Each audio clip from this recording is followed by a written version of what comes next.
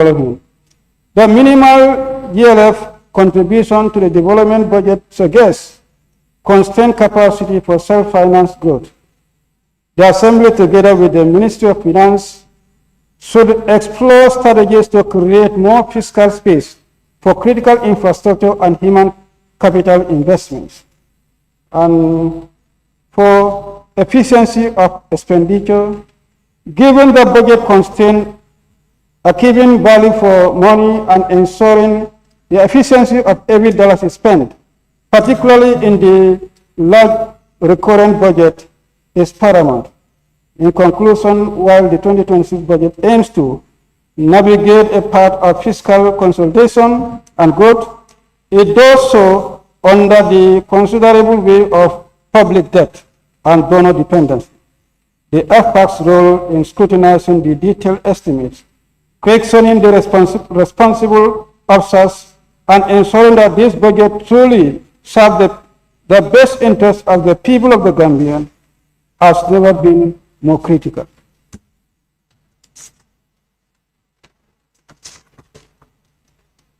Therefore, on general recommendations, following a thorough review of the budget's submission from the various institutions, ministries, departments, and agencies, and after careful consideration of the recommendations put forward by the various committees, FPAC recommends the following.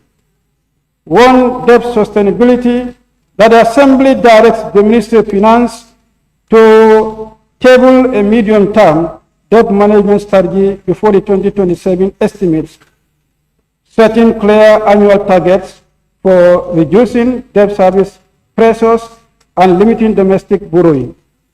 2. Social sector protection, that the government adopts minimum spending floors for education and health within the ministry and submit annual compliance report to FPAC.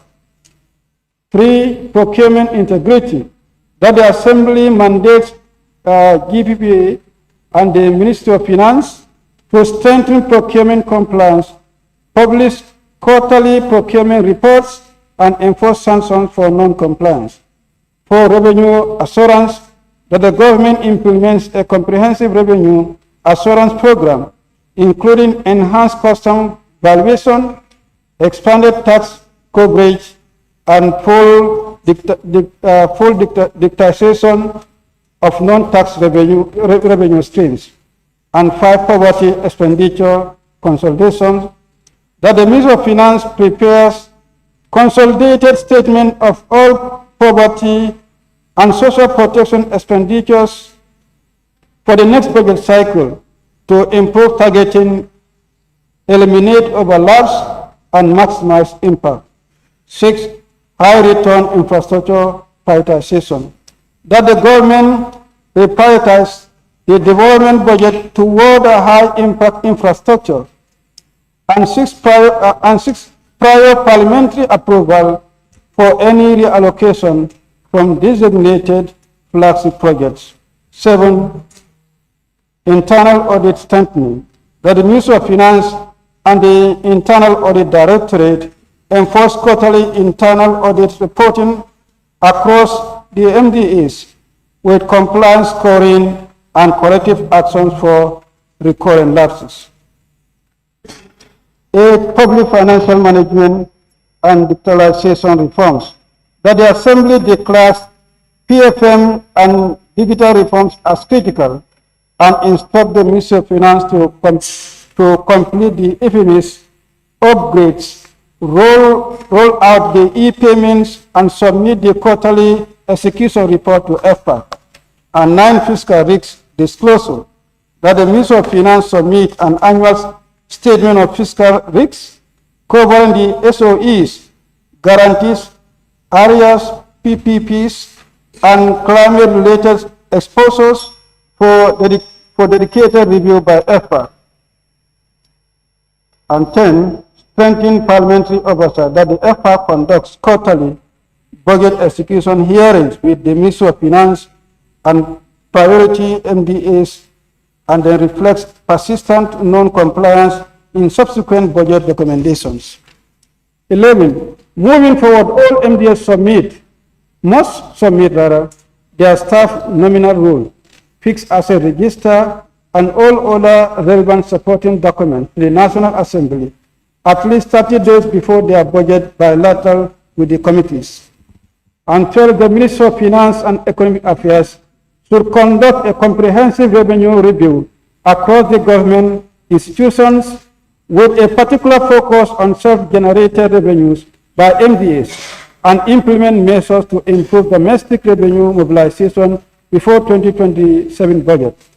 13, National Audit Office should consider conducting a thorough revenue audit across all MDAs.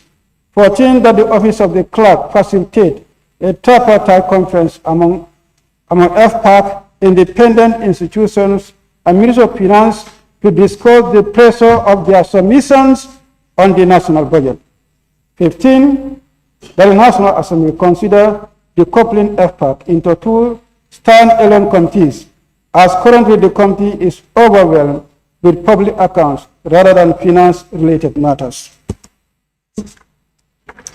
On that note, Honorable Speaker, I move that the August Assembly consider and adopt this report. Thank you. Thank you, Honorable Chairperson, and of course, members of FPAC. Any seconder? In the absence of second, okay, the member for King West. Honorable Speaker, thank you so much. I rise to second the motion, and I would want to participate in the discussion about the report. Honorable Speaker, thank you very much. It is a very important report. Honorable Speaker, the report highlights the focus of the National Assembly as far as the budget is concerned. And we would look at this against what is the mandate of the National Assembly on the national budget. Honorable Speaker, national budget, we review the budget once annually, and we expect that ministries do bilateral with the Minister of Finance. And in that bilateral, Minister of Finance look at their budget to see if they are within the ceiling given to them and to prioritize development of the country.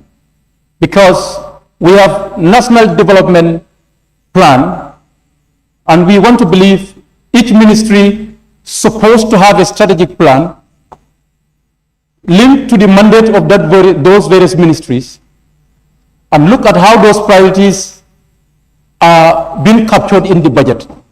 And there were cuttings and reprioritizations were done. And when they come to the National Assembly, it is more or less the same thing that we're doing when we look at the report. However, we want to believe that the report and the job of the National Assembly should look at the priorities of the country, linking to the National Development Plan. Health and health services. Are these priorities and the mandate of the ministry being addressed in the budget?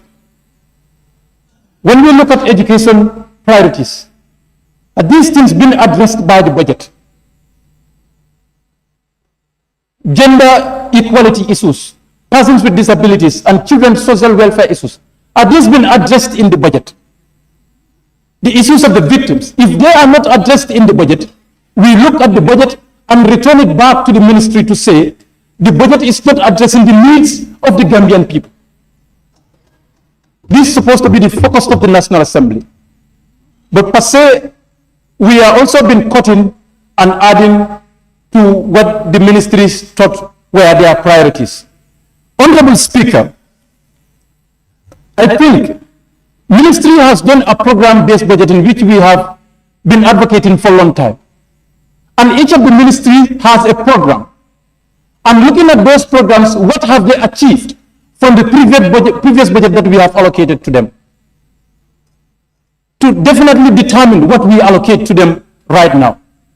Honorable Speaker, if you look at the development priorities of our country, and the budget does not only determines the allocation, but it measures. Budget is a tool to measure the performance of a government. Government priorities determines the performance of a government and the focus, the seriousness and responsibilities of a government. Honorable Speaker, if you look at the budget, let's look at these social sector ministries.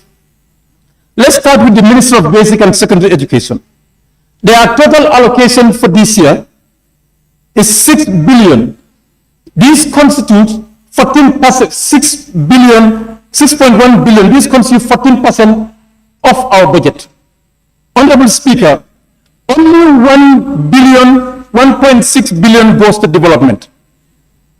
4.5 billion all goes to recurrent. This tells us how serious are we and how do we want to address educational matters in a country. Honorable Speaker, Minister of Health, for 1.5 billion, only 435 million goes to development. 1 billion plus goes to recurrent.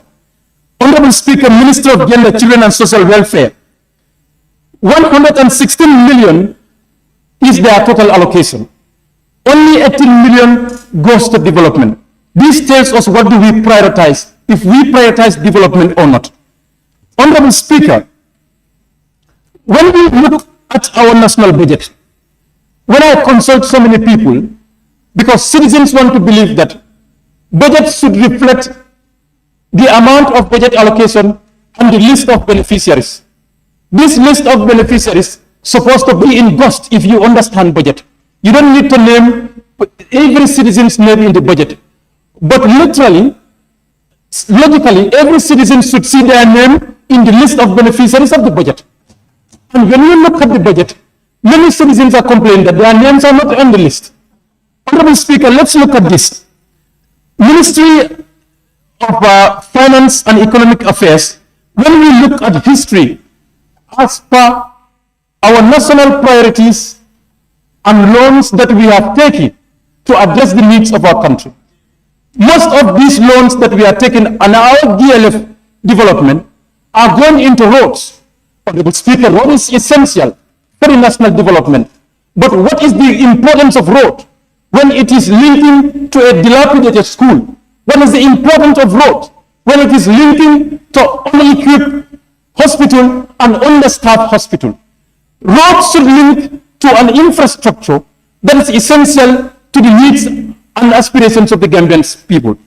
Honorable Speaker, let me run you through the history of what has happened from 2022 to date as far as the loan is concerned. So, sir, can I have that, please? Honorable Speaker, are we debating on the budget or we are on the report of the FPAC? Because it seems we are doing the two. Should we put the two together, or we only debating on the report, or we going to do both the report and the budget? Because the other paper is you have the report of the FPAC, and then the other one, the motion is the debate on the budget. So are we getting the two together now? No, it's not both. Currently, it's not both. If you look at other paper, it's not both. Honorable Member for Joshua, don't mind them, ignore them, address the speaker. It's not both. We only have the report first and then on the motion on the debate. But currently we are debating. Thank you.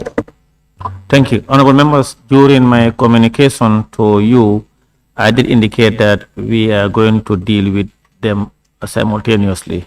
So we are going to debate on both the report and the estimate because it's the same. The committee report, the FPAC report, is there's a consolidated report of all the various committees. So if you are debating on it, we debate on both. I want to allow him to finish, then we come on.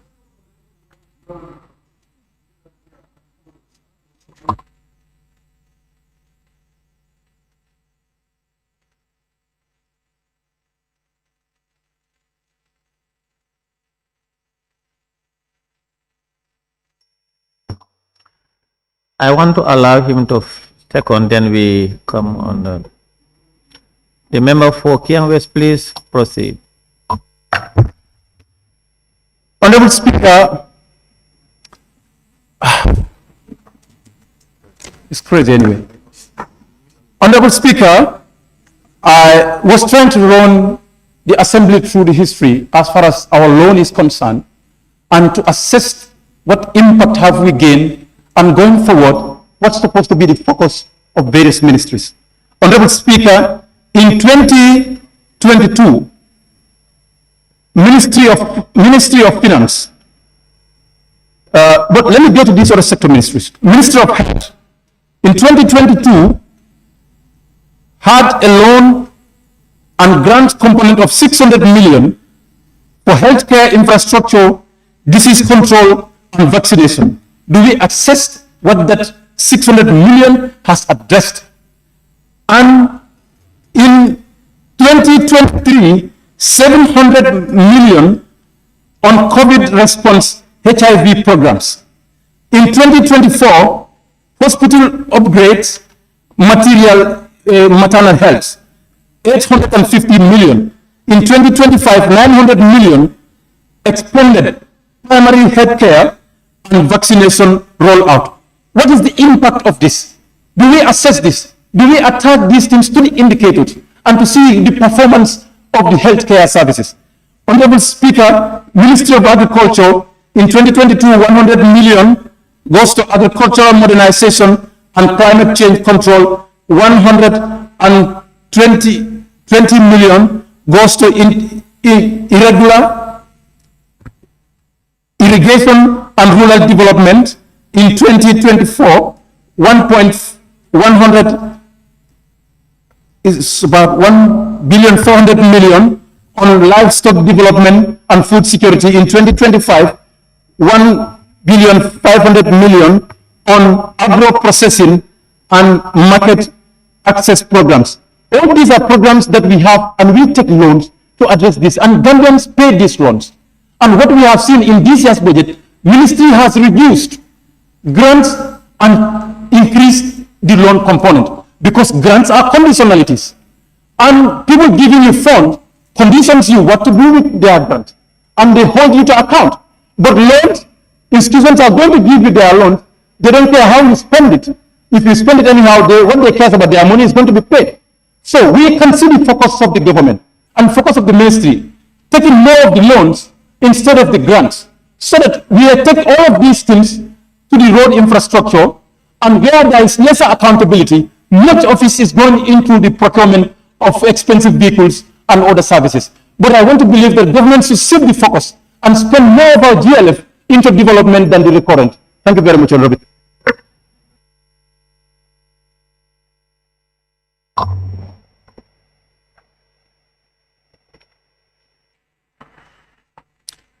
Honorable members, it has been moved and seconded that this August Assembly do consider the consolidated report of finance and public account on the findings and recommendations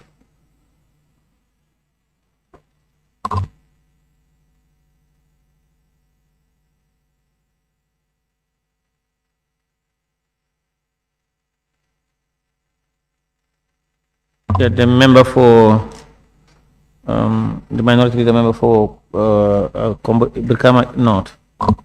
What I wanted to say is that even though the two are connected, but we have them separate, I would advise that the minister also move his motion. Then when it's seconded, then the debates can be one. But the motion has to be moved by the minister. There's a motion there. Honorable members, order. Member for Lower Salem, please allow him to express himself. No, please, order. Honorable members, order. Honorable members, order.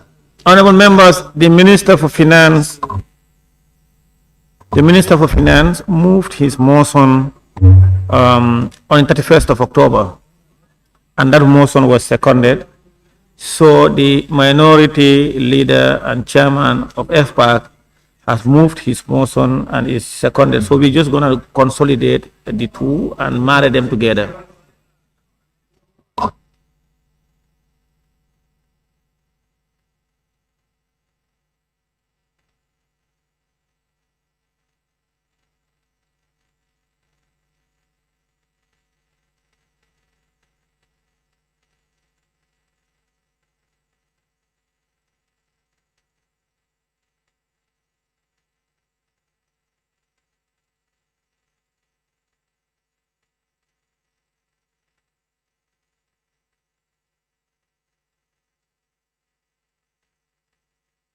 Honorable Chair, please, can I be heard?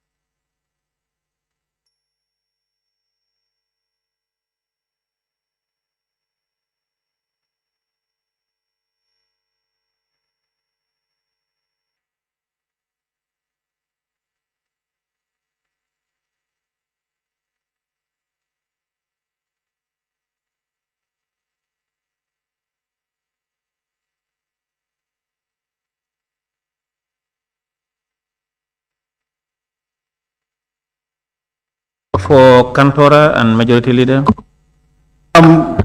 Procedurally, the minister has already moved a motion for the estimate. And the report also emanated from the FPAC chairman. I'm coming. He moved a motion. Now, honors lies on the parliament, the plenary now, to move a motion for the both the estimate and the report be discussed together. We did it last year. We moved a motion for both report to be discussed simultaneously. So I now hereby move a motion for the debates.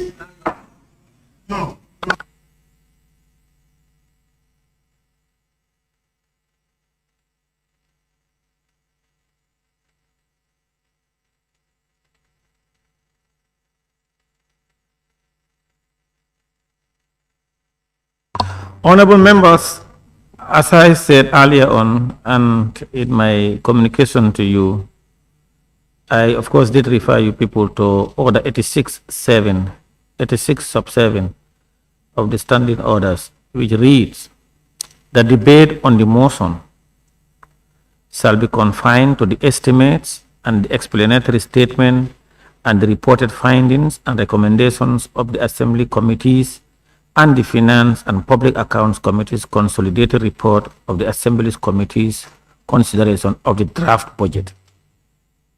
I read it to you earlier on. It is for both the report of the Finance and Public Account Committees on the various committees' recommendations. That is the consolidated report as well as the minister's statement and the estimates and the findings together. That's what 86-7. So our debate must form basis on those documents that have been moved already. And I don't think we need a motion to do that. It is already in the standing orders, and I have reminded members about that. Now, honorable members, it has been moved and seconded that this August Assembly do consider the consolidated report of the Finance and Public Accounts on the findings and recommendations of committees of the National Assembly on the 2026 estimate of revenue and expenditure of the Republic of the Gambia. Those in favor, please say aye. Those not in favor, please say no. The ayes have it. Honorable members, there is a division, so let's vote. Now, honorable members, those in favor of the motion, please raise your tags. Those in favor of the motion, raise your tags. Those in agreement with your report, raise your tag.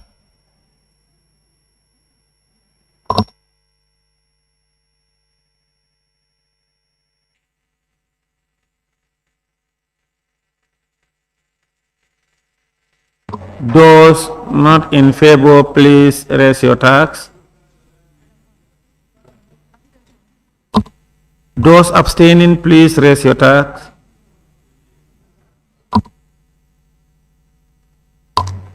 Honorable members, the results is as follows. Ayes 18, noes 1, abstention 0. So the ayes have it.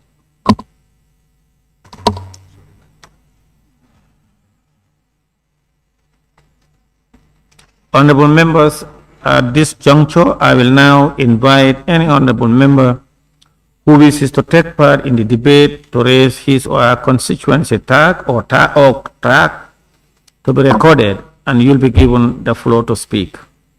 I want to remind members, as per the agenda and the order paper, contributors are limited only to 10 minutes. However, before allowing any honorable member to take the floor, I want to remind ourselves of the scope of debate under Standing Order 30 sub 1 of the Standing Orders, which reads, debate upon any motion or amendment to a motion or upon any bill, part of a bill or amendment to a bill shall be relevant thereto, except in the case of a motion for debate on the adjournment of the Assembly. In addition, Order 86 sub 7 of the same Standing Orders do guide us on how to debate on the annual estimates, and it reads, the debate on the motion shall be confined to the estimates and the explanatory statement and the reported findings and recommendations of the Assembly committees and the Finance and Public Accounts Committee's consolidated report of the Assembly committees' consideration of the draft budget. I therefore appeal to honorable members to respect and observe the said provisions of our own standing orders. Thank you very much, honorable members. I now invite the honorable member for Sanementring to begin her debate. Honorable Speaker, I think I just raised up my tag to second the motion, but actually I am part of FPAC. I'm a member, so therefore I withdraw. Okay, you have withdrawn. The member for Latikunda Sabeji, you have the floor. Thank you very much, Honorable Speaker, for giving me the floor at my new position. Honorable Speaker, for me, if you want to know the priorities of a government, it's not what the government says in town hall meetings or in political gatherings. If you want to know the priorities of the government, tell that particular government, give me your budget. Honorable Speaker, since the government gave us their budget, we know their priorities. Their priority is not about our farmers. Their priority is not about our market women. Their priorities is not about the school-going children. Their priority is not about our carpenters. Their priority is not about the disabled, but their priority is the office of the president. That is why the office of the president is given that huge amount of budget. Honorable Speaker, this is not pettiness or because I am in the opposition, but the priority of this government has absolutely deviated from what it's supposed to be, and this is very disappointing, Honorable Speaker. Honorable Speaker, with regards to the Ministry of Works and Transport, me personally as the chairperson of that committee, how many times I went to the minister's office? I told minister, look for development support for these EPC projects. How many times I went to the permanent secretary? PS, look for development support for this, your EPC projects. We know government is thinking road construction will deliver them 2026 presidential, and this is wrong. This is not true. Government will be very consciously or unconsciously disappointed what will happen in 2026. It's not about the roads. It's about impacting the life and the livelihoods of Gambians. That's the fact. It's about the life and livelihood of Gambians. And their priority has, Can I observe you? their priority has shifted. I'm not giving anybody to observe me. And the more you talk to observe me, the more you annoy me to say more. So don't even go there. I'm not. Okay, I'm not giving anybody a chance to observe me. You can observe me physically. Observe me, I'm very close to you now. You understand? So it's about being very creative about development. It's not about, as honorable member for Kiawe said, you have a very dilapidated structure. You have a dilapidated hospital, health centers, schools. I think it's better you take care of those schools before you can go further to do these roads that are not, in fact, very durable. Honorable Speaker, another wise thing that this government should do to tell citizens or to show citizens how serious are they is to decrease the cost of governance. You see, the biggest problem, Honorable Minister for Finance, that you are having is the cost of governance is too expensive. What I mean here is to keep the government in place is too expensive. The operational cost of the government is very, very expensive. Look at the ministries. How many ministries do you have? And all of these, some of these ministries has 2 or 3 satellite institutions under them. Another thing to do is to probably downsize the ministries. Instead of having 20-17 ministries, we can effectively have 16, 17 ministries to take care of this country, to be able to govern this country effectively. When I also talk about that, my mind goes to unnecessary embassies all over the world. You've created embassies, appointed ambassadors, and those ambassadors, most of them are not doing anything. Most of them are not bringing anything to this country. If you want to know how ineffective your ambassadors are, contract them to or subject them to contract performance, whereby every year you were able to know that the ambassador we posted in Guinea-Bissau was able to bring A, B, and C projects to the Gambia. The ambassador we posted to Venezuela is able to bring A, B, and C to the development agenda of this country. But your ambassadors are not doing anything. And they're not just there because they are appointed politically. They should be able to be very proactive. They should be able to solicit projects for this country. They should be able to solicit scholarships for this country. But they're not doing that. And by the time they are able to be more effective in their costings, that will be able to help our economy. But we have hundreds or 200, 300 ambassadors, only 2 or 3 of them are performing. They are not performing. They are sitting in foreign countries. Let them lobby scholarships for our students. Let them bring development agendas for our government. That's why they are there. But just to appoint them on political basis is not going to help. Another thing is, I always say this before the floor of this National Assembly. You have some presidential advisors who are not performing anything. You see, Honorable Minister, I always say, if you want to make somebody your advisor, that person should be able to add value to how you think, should be able to add value to your work, should be able to add value to your daily operations. But obviously, we are in a circumstance where the president probably has advisors more than his National Assembly members. And they're not adding value to what he's doing. The president knows more than his advisors. So I am also calling on the office of the president, in order to decrease the cost of governance in running the affairs of the office of the president, let him relieve some of his presidential advisors and probably employ more competent presidential advisors who knows about global governance, economy, health, education. These are experts you need as an advisor. But you cannot appoint people who you know more than they know. Why are they there? Because you want to appoint them for political basis. Honorable Speaker, another thing is agriculture. Since we were going to school, we were told from primary 1 up to grade 9, up to grade 12, the backbone of our economy is agriculture. That's what we are told.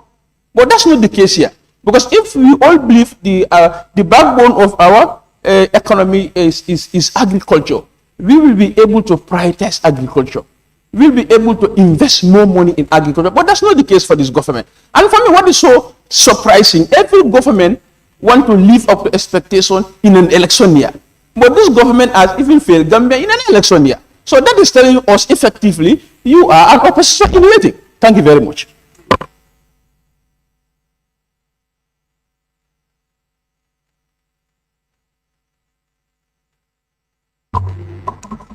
Member for Fonya Councillor, you have the floor. All right, thank you, Honorable Speaker. And I thank the chairman of FPAC for the report. Honorable Speaker, the said budget that we are to debate, and also in regard to the responses or the scrutiny that FPAC has compiled various sectors.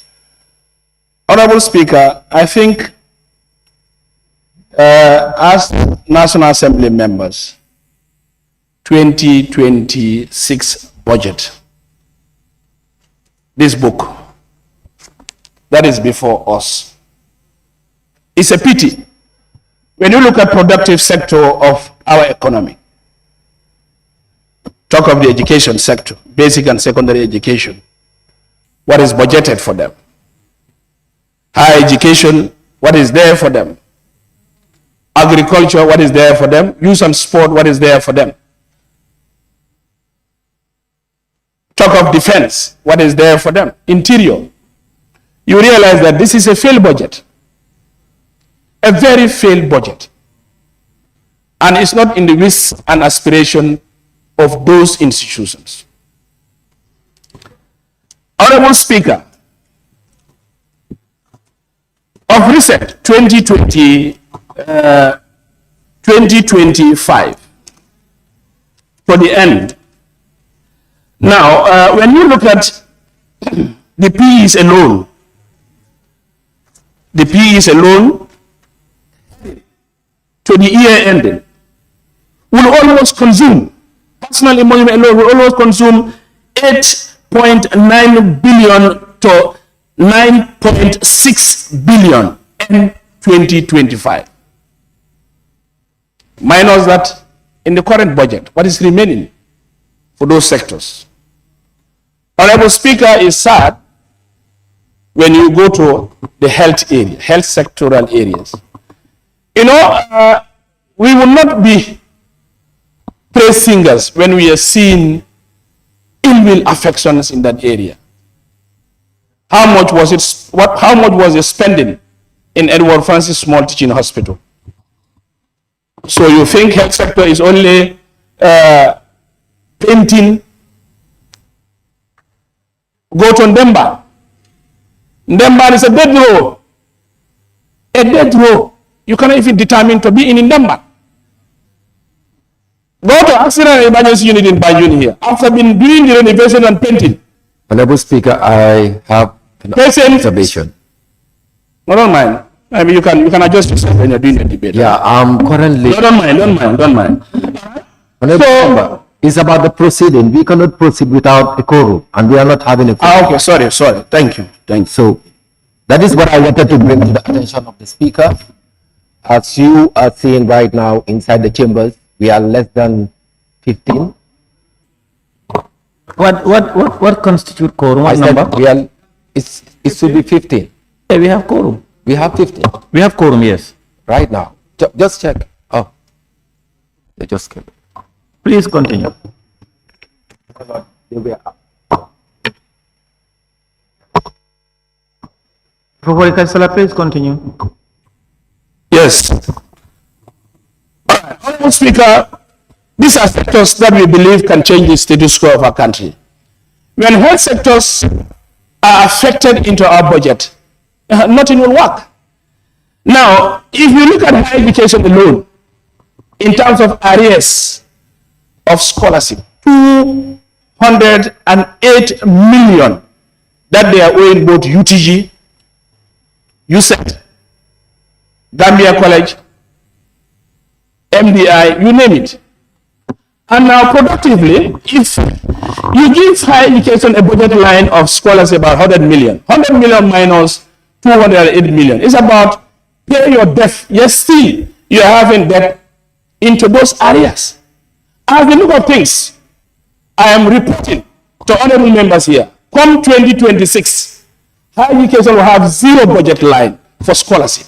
Your daughter, my daughter, cousins and aunts, brothers and sisters of Gambia will not benefit a single scholarship come 2026. Honorable members, you know, it's important that we debate, we are free, but we must not also misinform. 2026, the budget line on that you are calling for, it's not zeroized. Please, don't say that. Maybe you are not listening to me carefully, and I want you to listen. I heard you carefully, because what you are saying... Then let me repeat what I said. No. You are also misquoting me. Please, take your seat. And misinforming the public. Take your seat, please. I agree they may have even 1 billion areas, but you cannot say comes 2026, it will be zero. No. Please continue. Honorable Speaker, let me help you to understand. I'm in that area and I'm in that committee. We deliberated extensively in this. What I'm saying to you is this. What is budgeted for 2026 is 100 million for the scholarship. 100 million is budgeted. 2025, they have an arrears cumulatively of 208 million. When you move to 2026, minus the arrears, 100 million, they still have an arrears of 108 million, meaning that budgeted line is zero. No, it doesn't mean that. You cannot say that. No. You cannot also dictate what I mean. No, it is my debate. You know, if you want to join the debate, come and take my seat. I think you have to understand one thing. No. It is my debate. No. If you want to debate, come and take my seat. No, please take your seat, sir. You see, it's the duty of the Speaker or any other member to bring members of the Assembly to order, whether procedures or so.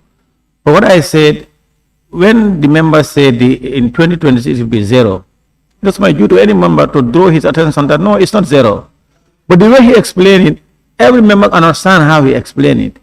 But he cannot say it's zero. That's my point. You cannot say that I don't. You are at liberty, members, to debate, and I will interpret. But it's the duty of the Speaker or any member to correct members if there are issues that are not right. I remember, continue.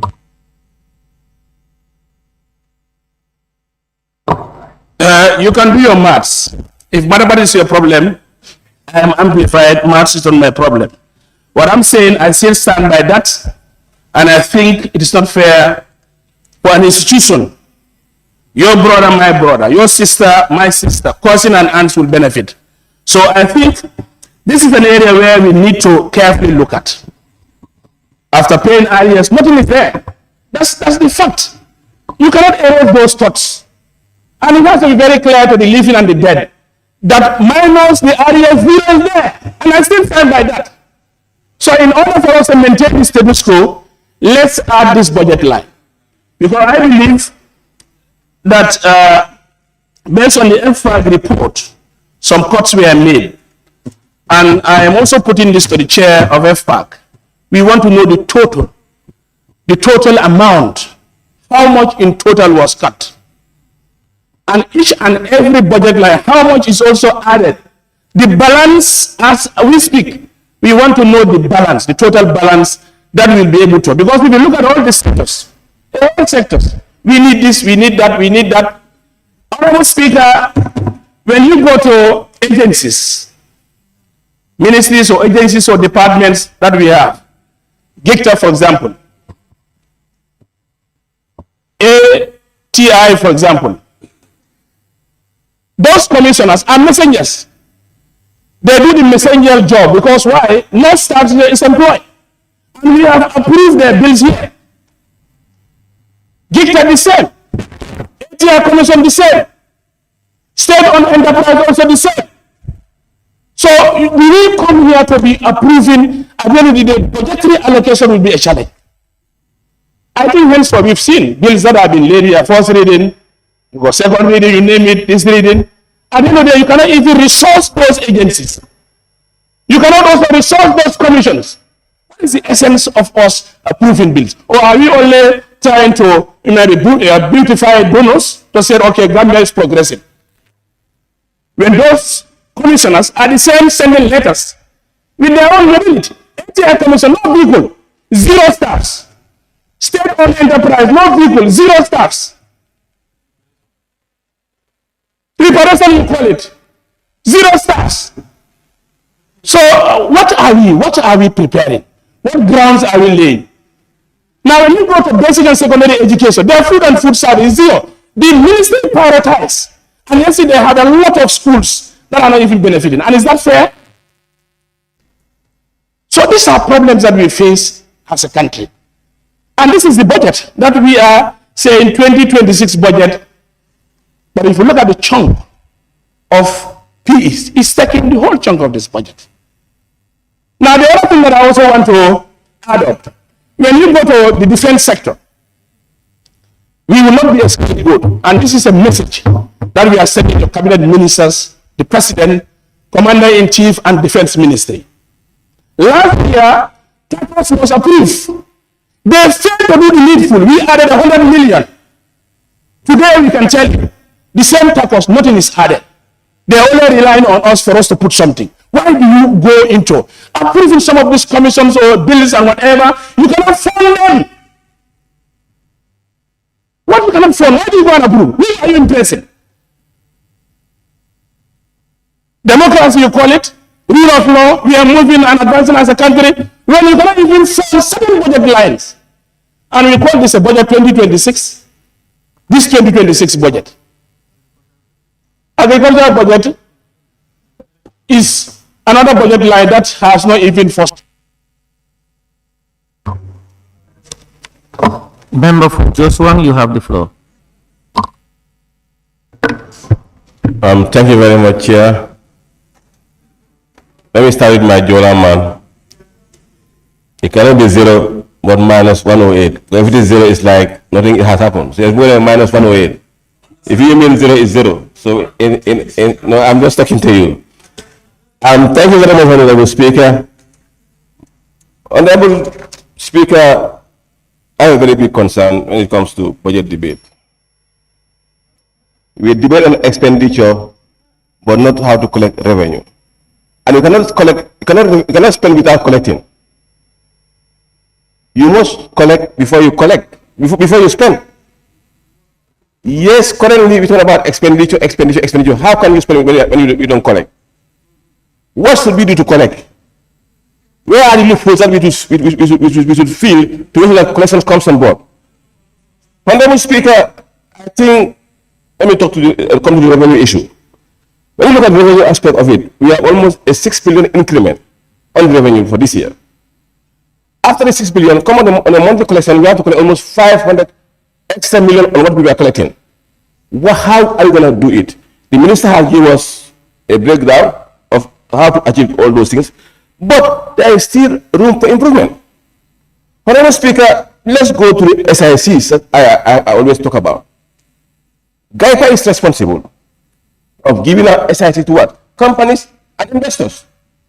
But should we only stop at giving out to companies and investors without a proper monitoring aspect? There is a way to monitor those SICs, because a chunk of this money is going down there. They are companies who are coming into this country, they are not manufacturing. They are not manufacturing, they just come with the goods, do their labeling, and then they start selling. How about companies who are doing the proper manufacturing in this country? From zero, you manufacture, buy the raw materials, bring it here, and do everything, and then you are still competing with those companies that are manufacturing. So, Honorable Minister, I think it's important you liaise with GAIPA to regulate these SIC issues, and we have more connection than always the way it is. Because now we are just losing revenue, but not getting anything out of the SICs. Honorable Speaker, I also have a point that I want to ask the Minister when it comes to grant. How much did we collect from those grants for this past year? Because we only see grant in our budget. And this is our expectation that we are asking to come on board for us to spend.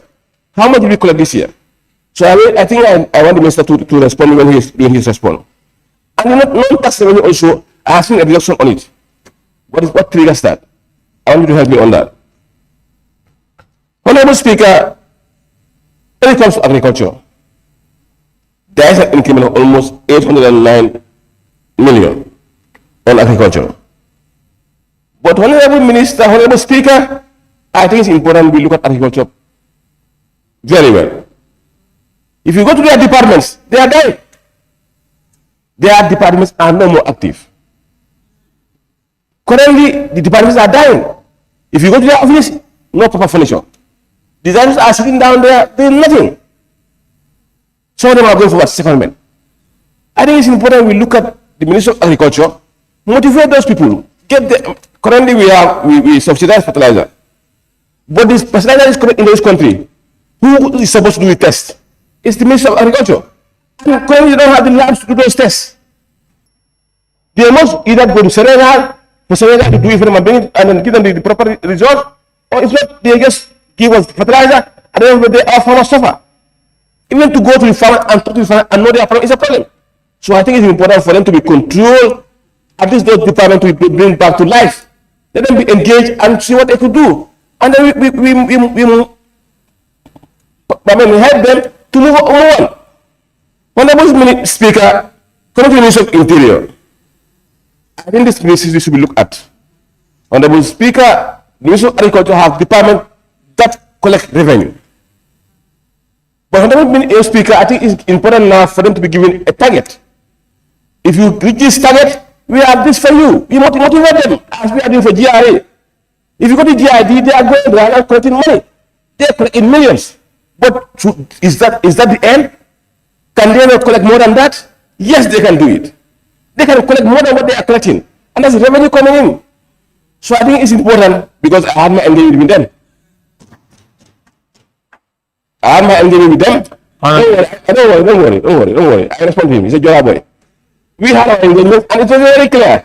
Give us what you're supposed to give us, we give you more than what you want.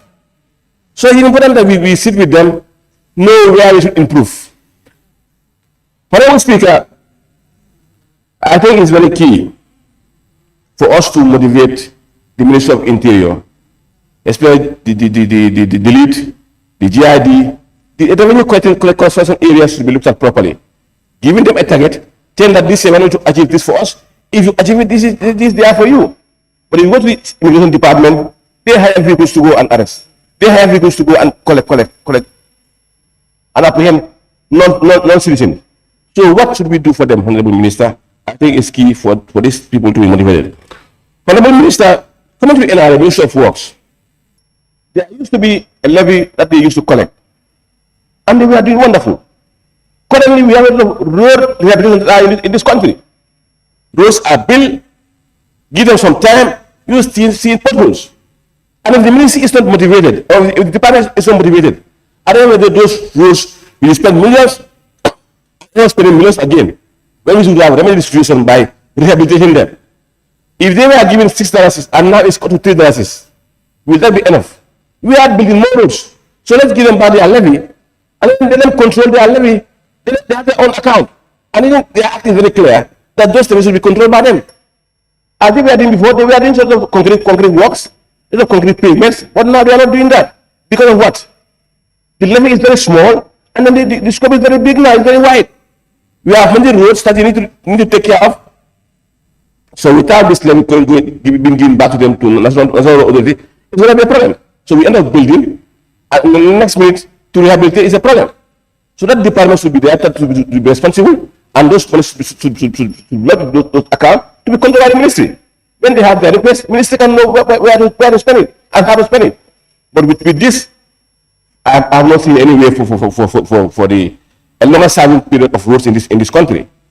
Honorable Speaker, the expert made their report, which I will say a very big thank you to the chair and his team, because we have many committees that came together to look at, do their bilaterals, give you the report, you sit over it and give us your own report. Congratulations on your report. But I'm appealing to the minister to look at it properly, where we feel that should be increased, we increase. Areas which is that it's not necessary, we bring them down. Because the last time I was going through some personal emoluments, salaries and wages, I used to see a chunk of increment on it. But when you challenge it, based on their current expenditures, It's like you have it has doubled. What is the reason? Are we expecting or trying to bring in a new salary increment for this year? We definitely will be ready to say thank you for coming up with that idea. But the difference is always very big. So the minister will explain what triggers that. And then before I take my seat, Honorable Speaker, this year during our bilaterals, though it was not that much difficult as it used to be, when they come in, they praise the Ministry of Finance for giving them what they deserve or giving them what you're supposed to give them. So continue helping them. They are your babies. You have to take care of them. Without those assistance from you, I know it's been difficult. It's difficult because it's like, it's not there. But fasten your belt as a Jaranka and be a Jaminka. Thank you very much. Thank you. Member for Serekunda, you have the floor. Yes, thank you very much, Honorable Speaker. Honorable Speaker, I would first want to make some observations here and to set the record straight for those that are listening to us here. Many have argued that 700 million has been allocated to the Office of the President. The Office of the President is just not an ordinary office. It has about 5 subvented institutions, and all their OCs and PEs comes out of that allocation. And some speakers also have raised the issue of allocation to different ministries. But to my understanding, I did my research here. There are 3 types of public funds. One, that is the Consolidated Revenue Fund, the extra budgetary funds as well, which are funds that are established by an act of National Assembly and operates outside of the consolidated fund. You have departmental self-raised revenues as well, because most of these ministries, departments, and agencies, they are collecting or making departmental self-raised revenues, which are not disclosed in the budget. That in reality means the budget is not in compliance with the Public Finance Act. Honorable Speaker, I would like to pose some few questions to the Minister regarding to the departmental detailed revenue estimate by collecting agencies. Ministry of Agriculture, in 2025, they collected about few millions here, but in 2026, all those revenue lines are zeroized. So could the Honorable Minister explain why those budget lines are zeroized?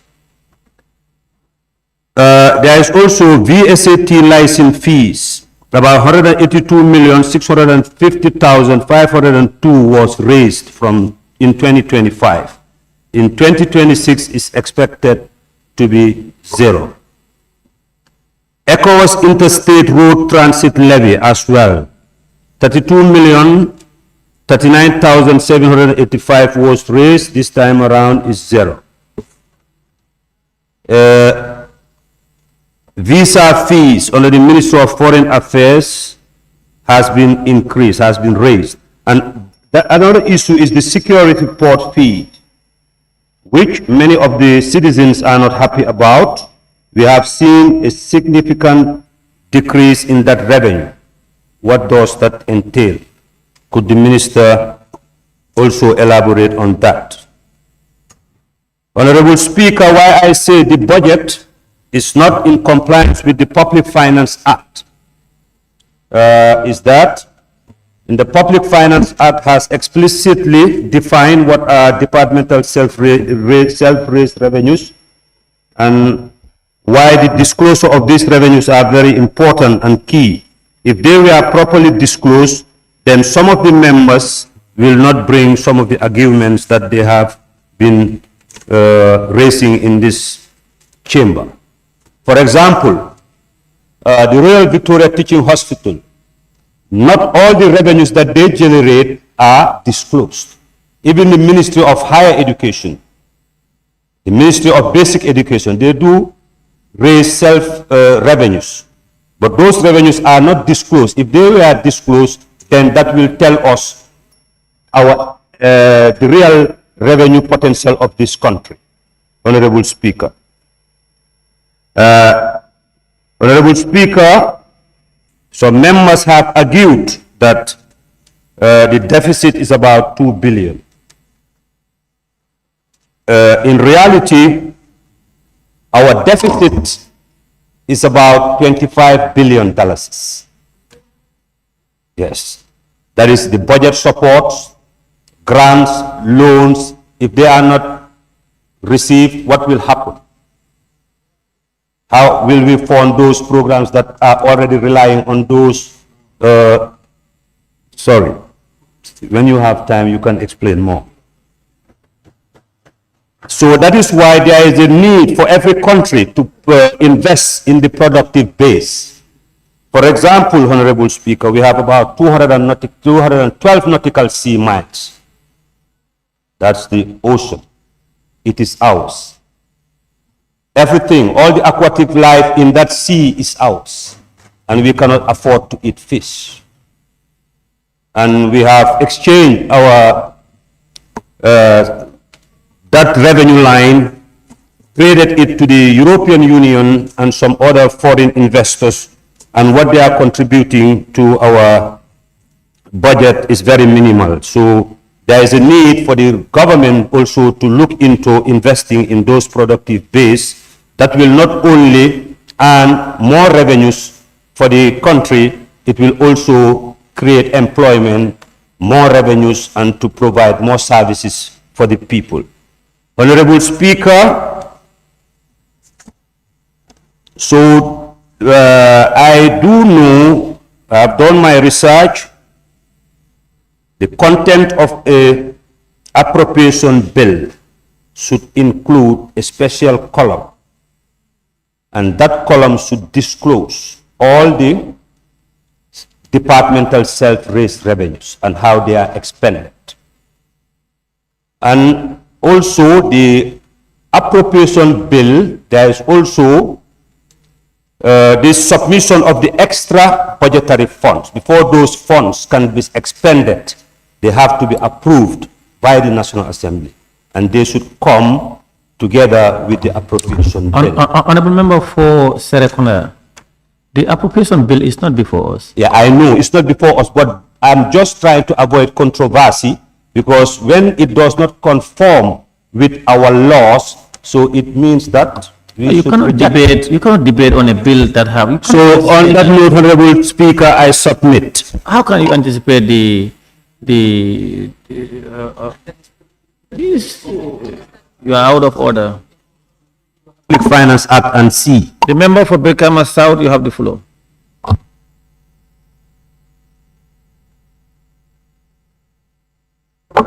Thank you very much, Honorable Speaker. It is indeed extremely important for us to discuss the budget before us.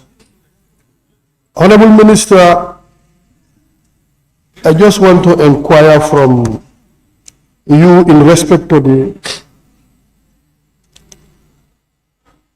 project and program grant. If you look at 2025, it's about 15.6 billion. And the last ordinary session, I sent in a parliamentary question in respect to the execution of this particular budget line. Well, it was unfortunate you are not available to respond to me.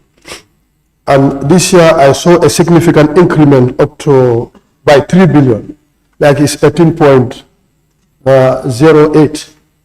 So I'm a bit worried whether we'll be able to attain this thing, because the trend in which this is going, previously there were a lot of allocation in this particular budget line, but we are made to understand that some of the donors and the projects were not responding as expected.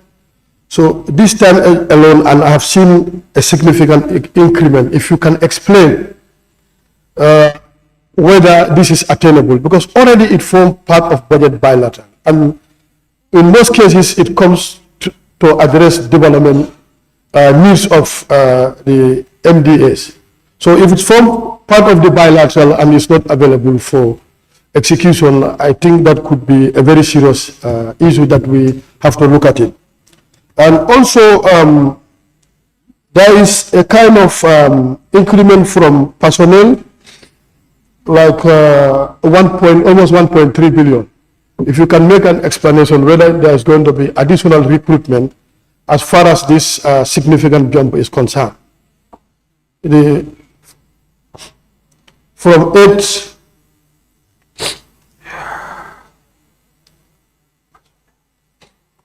if you look at it from 8.8 to 10.2, so if there could be an explanation whether there is going to be an increment.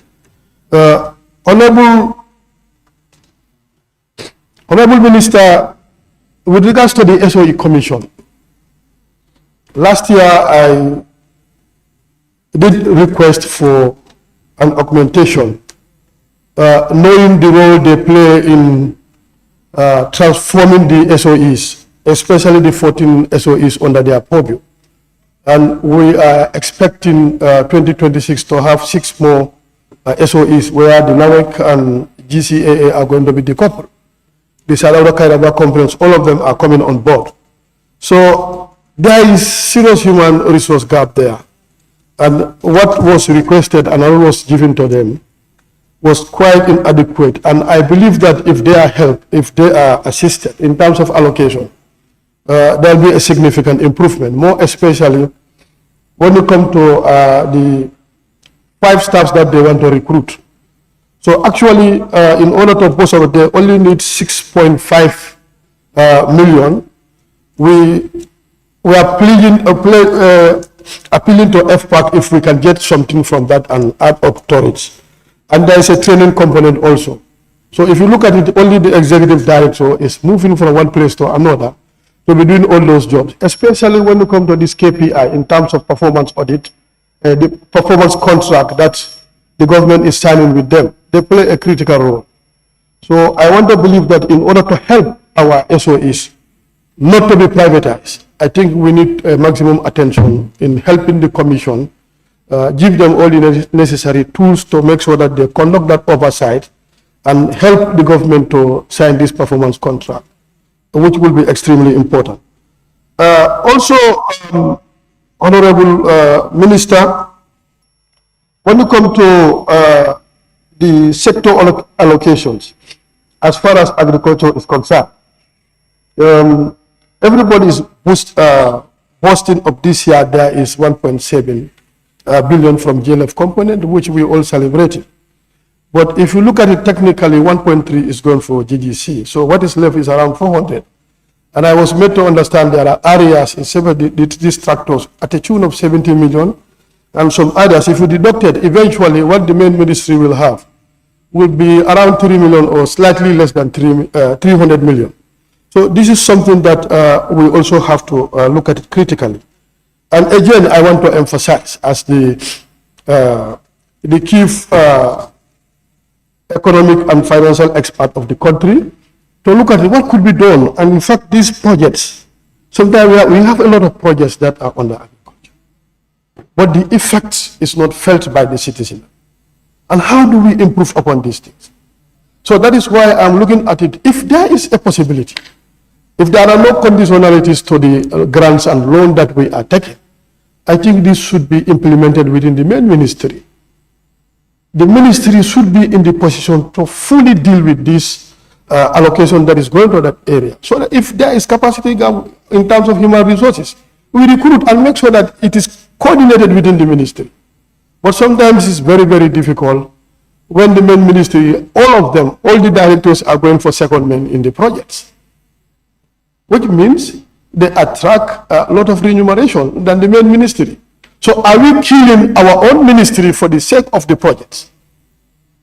And after all, these projects are becoming a kind of loan, debts for the Gambian people. So we are going to pay for them. It's not free. So if there are conditionalities, I think you need to advise the country very well not to go in for this type of project that comes with condition that it has to be implemented. Even in terms of auditing, the Auditor General is not doing anything in terms of auditing them. So we have to look at it. Only the external auditors that are auditing them and sending to the donors. So these are some of the things that I want us to look at it. And again, you come to the Foreign Affairs Ministry.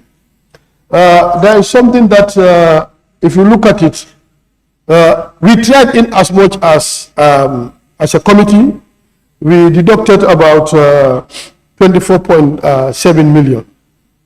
And this was plowed back to some of the areas where they have problem. But if you come to a special budget line where mistakenly they mention the name as Qatar Embassy, when it should be Doha Embassy. So 18.6 million was given to this particular area, and the Qatar Embassy does not exist. So what we are requesting, if this thing, the 18 million can now be relocated to Doha, because this is a very important area that we need to put it. And again, if you go to Addis Ababa too, there is a missing gap of about 1.5. Honorable, I'm not getting that. Doha and Qatar? Instead of Doha Embassy, there was a putting error, inputting error, they put it Qatar Embassy. And Qatar Embassy does not exist. So which means it has to be Doha now. So the one that is allocated to Qatar Embassy. Are these two different countries? Pardon? Are they two different countries? No. In fact, what is the budget line we have is Doha, not Qatar.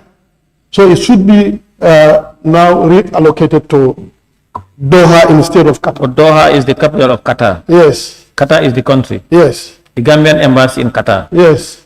So what we are saying, we don't have a budget line for Qatar Embassy, but it's Doha Embassy. So this is what we want to transfer. And the other one is about the issue of a gap of 1.5 million that is on the Addis Embassy. And we want if the minister can consider and bring that back to the allocation for the Addis Embassy. On that note, I want to thank you and submit. Thank you. The member for Bakau, you have the floor. Thank you very much, Honorable Speaker. Honorable Speaker, enough is heard and enough is said. So on my part, I will be very brief. Honorable Speaker, my first observation for the Honorable Minister is on the total revenue and grants. In 2025, the total revenue budgeted was 44 billion, of which we have 25.62% of GDP. When you go to 2026, we have 50 billion, then the GDP drops to 24.53%, of which I would want an explanation from the Honorable Minister to make me understand of those figures. Honorable Speaker, having said that, we are all made to understand that 2026 budget estimate goes to 43 billion. Out of these 43 billion, 13 billion is going for debt servicing. As a serious government, I would want to put to the minister and find out with him what measures is his ministry taking to make sure that when our budgets are being allocated, such a chunk of our budget doesn't go for debt servicing. Having said that, Honorable Speaker, if you look at the presidential's allocation of 52 million compared to some budget lines of some ministries, say the Ministry of Youth and Sport, the Ministry of Information, and the Ministry of Information. We are all made to understand that 65% of our youth form our population. If that is the case, having gone through the allocations of the Ministry of Youth and Sports is next to nothing. And according to the development budget, is next to nothing, according to my observation. The development budget is 6.5 million for a ministry like Youth and Sports. Honorable Speaker, this is not encouraging our youth when it comes to their allocation. It means the ministry have no plan for our youth. The youth that we call our creams of the nation. 6.5 for a development for our youth. What is 6.5 when it comes to reality? Are we serious? Our youths are using the bad way every day because of lack of encouragement from our government. Honorable Speaker, having said that, our Independence Stadium is lying there for the past decade.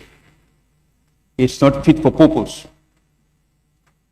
Honorable Speaker, this shows that our government is not doing anything to make sure that our youths are engaged. Honorable Speaker, if you look at the presidential tour allocation of 52 million, Honorable Speaker, compared to the whole ministry's 1 year budget allocation. Come again, Honorable Speaker. Sorry. Okay, he's emphasizing on time. Okay, because, thank you. Honorable Speaker, if you look at the budget land allocation for the Ministry of Information together with Ministry of Fiscal, is equivalent to presidential tour allocation. The presidential tour is just 21 days, if I understand. Is it realistic for a tour to be allocated $52 million? Is this justifiable, Honorable Minister? I would want an explanation as to how this 52 million is used for only 21 days. If you compare this 52 million to the Fiscal Ministry's allocation of 1 year, it means we are prioritizing an individual's interest more than national interest. Are we serious as a nation, honorable members? Honorable members, sometimes when we talk, people judge us differently as opposition members, but this is not the case, honorable members. These are open secrets of honorable members. How can this be justified, 52 million compared to a ministry's allocation of 68 million? What is the difference, Honorable Minister? 1 year budget allocation for the whole ministry, 68 million, allocating for an individual 52 million. Honorable members, are we serious in our functions? Honorable Minister, I want an explanation from you. If you look at the agriculture allocation, 2025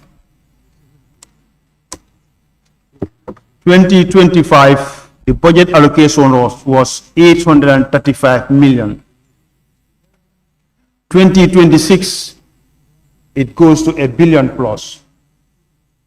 Is this deliberate?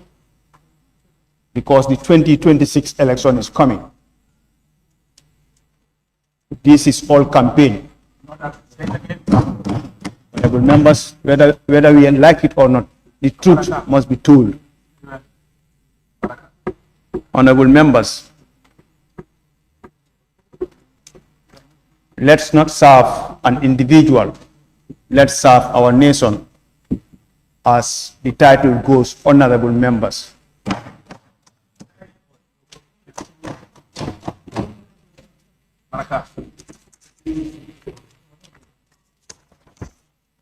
Having said this, Honorable Speaker,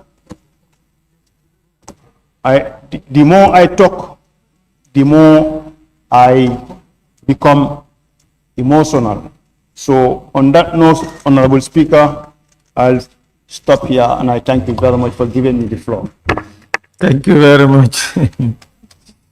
We now have the floor to the member for Nyamina Dankunku.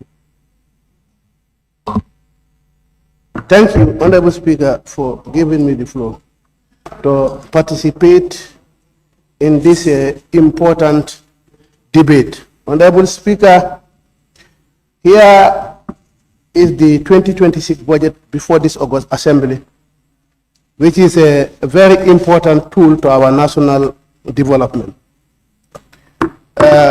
Honorable Speaker, the member for Joshua raised a very important issue. That is, when we are debating, we only debate on expenditures. We don't give ideas how to raise the revenue.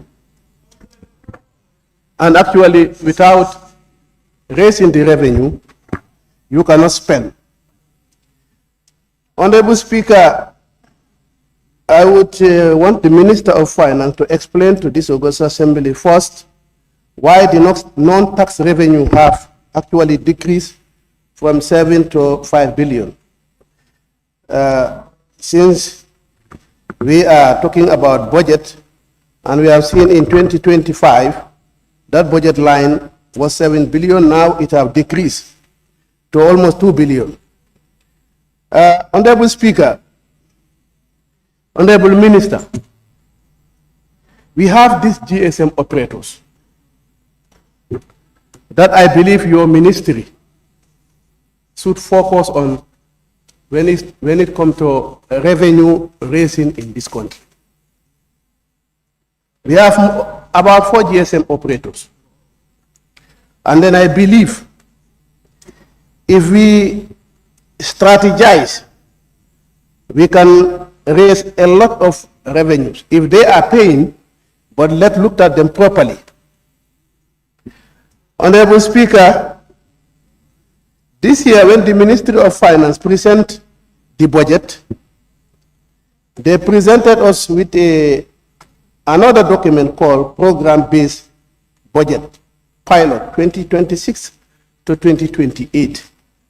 I would actually confine my debate based on the 2 ministries that I participate in the bilateral. I will now actually try to link the budget and the program-based budget. Because, Honorable Speaker, we are informed through this important document the purpose and benefit of program-based budgeting. They said number 1 is to improve resource allocation, ensuring that resources are distributed effectively and efficiently according to the priority and importance of various programs. Then second, enhance accountability. Then third, performance measurement. Fourth, strategy alignment. Fifth, informed decision making. Then sixth, increase flexibility. This is very important, Honorable Speaker. And this was to guide us this year, how we're going to prepare our budget. But actually, this policy document comes from the Ministry of Finance. Now, I will try to link this program-based budgeting. I will use the ministry, the Defense Ministry as a sample, reading the importance of program-based budgeting. Honorable Minister, can you give me a minute?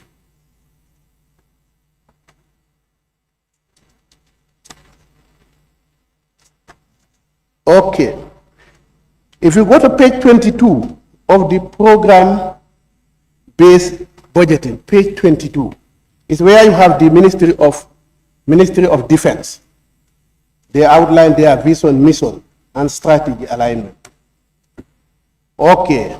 That's a budget program, 07, strategy, policy, and management. Then objective, to ensure improved policy and legal framework, reformation through development review.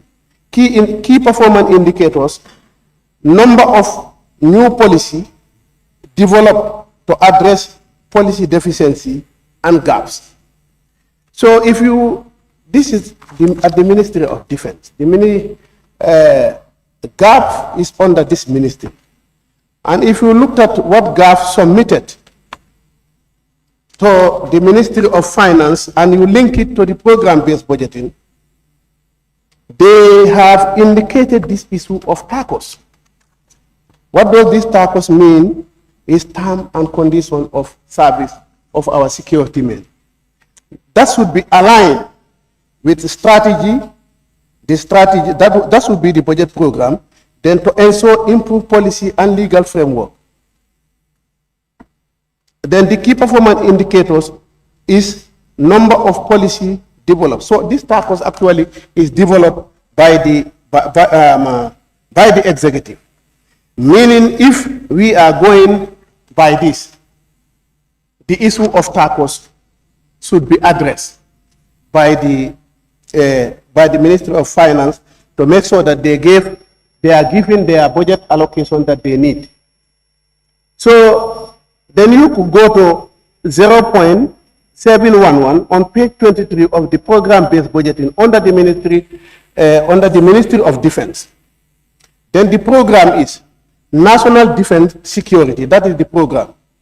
Then the objective is to enhance national defense through the provision of requisite equipment, Gambia Armed Force. Then the outcome is percentage of numbers, percentage of soldiers with required military equipment.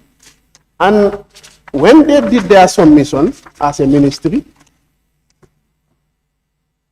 when they did their submission, they submitted 26,200,000 for the uniform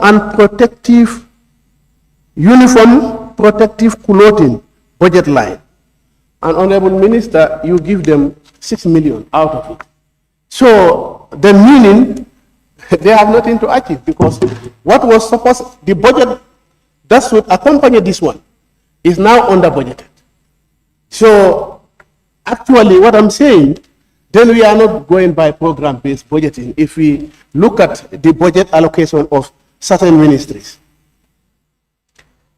which I believe is really important. And in fact, the next one on the same, it would fall under this program that I just read. That is the issue of their food and food services and the issue of ammunition.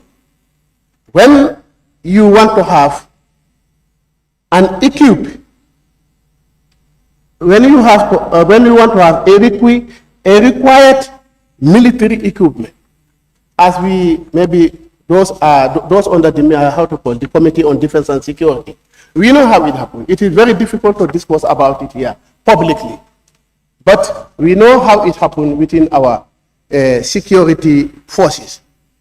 So my argument here, Honorable Minister, if we are actually going by the dictate of this document, actually it is not in line with with the budget estimate, because most of these programs that are indicated here, they are underfunding. We have the Ministry of Interior also is the same thing. I would actually use the Ministry of Interior also as a sample on the same document, because if we are actually following this document, we will definitely do a very good budget to the country. But I think we just have the framework, but the action is not there. So under the Ministry of Interior, if you look at under the program-based budgeting, under 0811, the program is law enforcement and crime prevention. But you see, what they gave us as a ministry, all this, all the budget line under law enforcement and crime prevention, they are all underfunded. So then, are we actually realistic with our program-based budgeting? Honorable Minister of Finance, this program actually is very good, but we have to strategize how we're going to actually implement this program. The member for Talinding Kunjang, you have the floor. Thank you very much, Honorable Speaker. Honorable Speaker, yes, I just want to start by asking if the Ministry of Finance during government's budgeting process align government expenditure or programs, implementation of programs with the National Development Plan. Because sometimes I keep wondering how the government that wants to promote quality education, that wants to consolidate its democratic dividend, its development programs, would refuse to sufficiently adequately provide funds into some of these budget lines that are very crucial in attaining our development goals.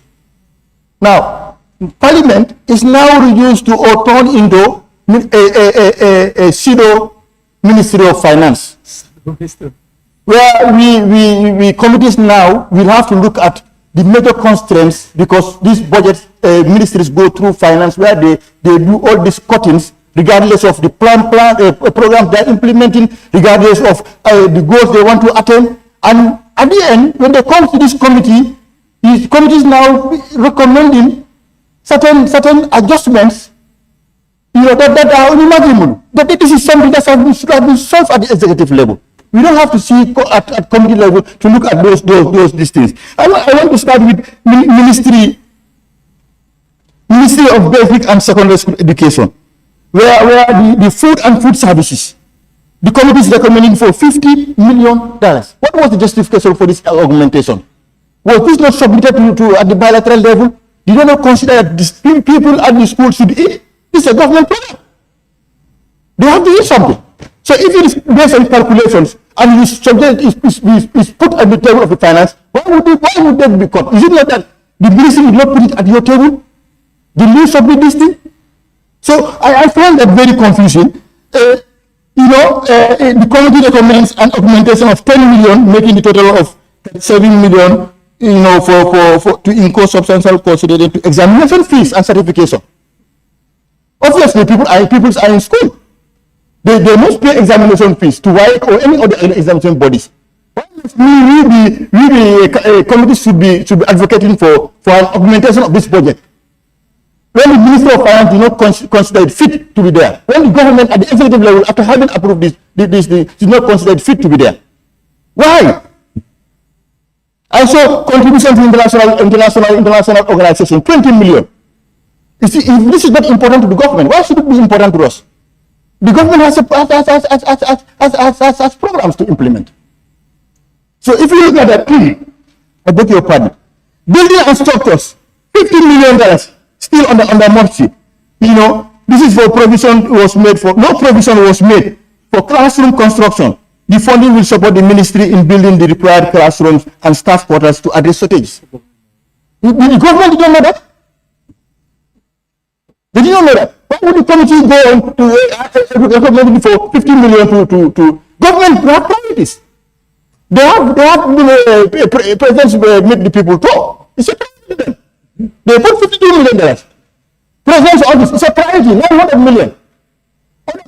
Minister of Finance, it's a priority, 1.2 billion. That's their priorities. When they present it, you know the government priorities. They don't care some of the things. Even if they say it by mouth, but with their action so study. So why would the committee now recommend for us to add? Government do not want to give food to children in school.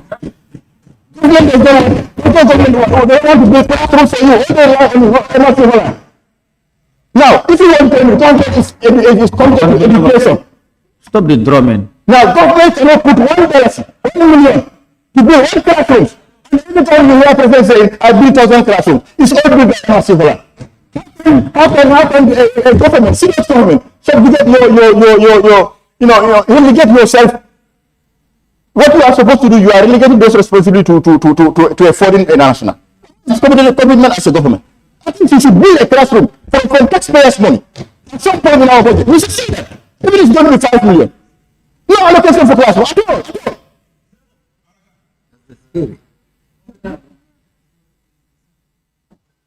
So water, another serious problem at the schools. Water. There have been schools without. Now the committee is recommending for 5 million for boreholes, and lack of adequate toilet facilities. As we speak now, I saw it in Western Gambia. They are mobilizing funds to renovate the toilets in Talibi. The condition is unbearable. At some point, if toilets are not functional, the schools should close. That's the policy in education. So how can schools be operating without adequate water supply, without good toilets? And all these things are subjected are placed in an approved from cabinet. Your Minister of Higher Education, the committee is recommending for 150 million to add to the total allocation to make it to 250. This has to do with others. The government, they don't know. You have to tell me they don't know. So they don't care. Why must the committee waste our time to say we want to? Let the parents tell us. The ministry present these areas to you, we did. How do you expect to finance it? So it means we have to cut from somewhere to go and finance and then constrain those budgets also, budget lines. It's not fair. So sometimes the tactic they do is ministries also will put money, areas where they feel that we might cut if you do not put it there. So the critical things where they know National Assembly will be compelled to look for funds, cut somewhere and put it there. They will not put any fund. So that we are now frustrated, conditioning ourselves to see where we should constrain to put it there. We don't have anything to cut. The best we can do to help this government is to reduce the deficit. That should be the motive. That should be our motive. Let's go to centralized services and see where they have money, bring it and finance some of these districts. I saw Minister of Agriculture also. 100 million. Cutting 100 million and then now distributing to projects. Ministry, they don't have, or the Minister of Finance of the government, they don't know they have these big projects. That 100 million, you cut it from input salaries and now distribute it to the shared agricultural departments, subvention to institutions and projects for government and other projects. The government don't know they have projects. They don't know. They don't know how to finance it. But we shouldn't be dealing with this as National Assembly. To be honest. We shouldn't be dealing with this. Some of the issues are so trivial. Some of the issues I saw even 45,000. Somewhere. So I always say this. The thing I realize is finance, they don't have problem at the level of their ministry. Minister of Finance never have problem. President's office never have problem. And which ministry again? Apart from that, yes. No, they don't care. I don't think they're looking at the national development plan to align it with the objectives of attaining something. Ministry of Information. What are they doing in this country? And I see 9 million. Recommending 9 million to put it in government net. Government net is not a program. You did not finance it. Gambia Digital Limited, 10 million. It's a government program. You don't know how to finance it? I think this is the responsibility of the finance to tell us. Why come this adjournment program, you not put any money in it? You know, if they are not important, scrap it. Tell us. We don't know. Instead we wasted our time talking about what here and put it for you. You should tell us these ones are not important. Government is, we don't regard it as something important. Now look at agric itself. This budget, it looks like an election budget. Every year we complain here, Ministerial aggregate is underfunded, it's underfunded. Now we see 1.7 billion next year because it's election year. Yes, it's election budget. Because it's input subsidy increase, everything increase, so that by the time the warrant, what you issue is called warrant, right? By the time warrant is issued, before January to June, we see tax flow of money to farmers and others. They don't know where to vote.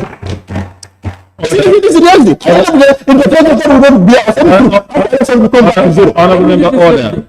1 minute is left. The members from Kansala and Bintang, your drumming keeps disturbing us, and you are just keep murmuring. No, wait, and you keep murmuring.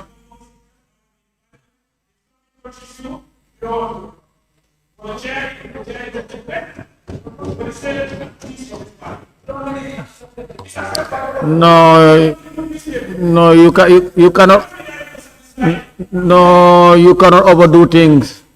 You know, we want to listen, want to hear what the member is saying. You cannot do that. No.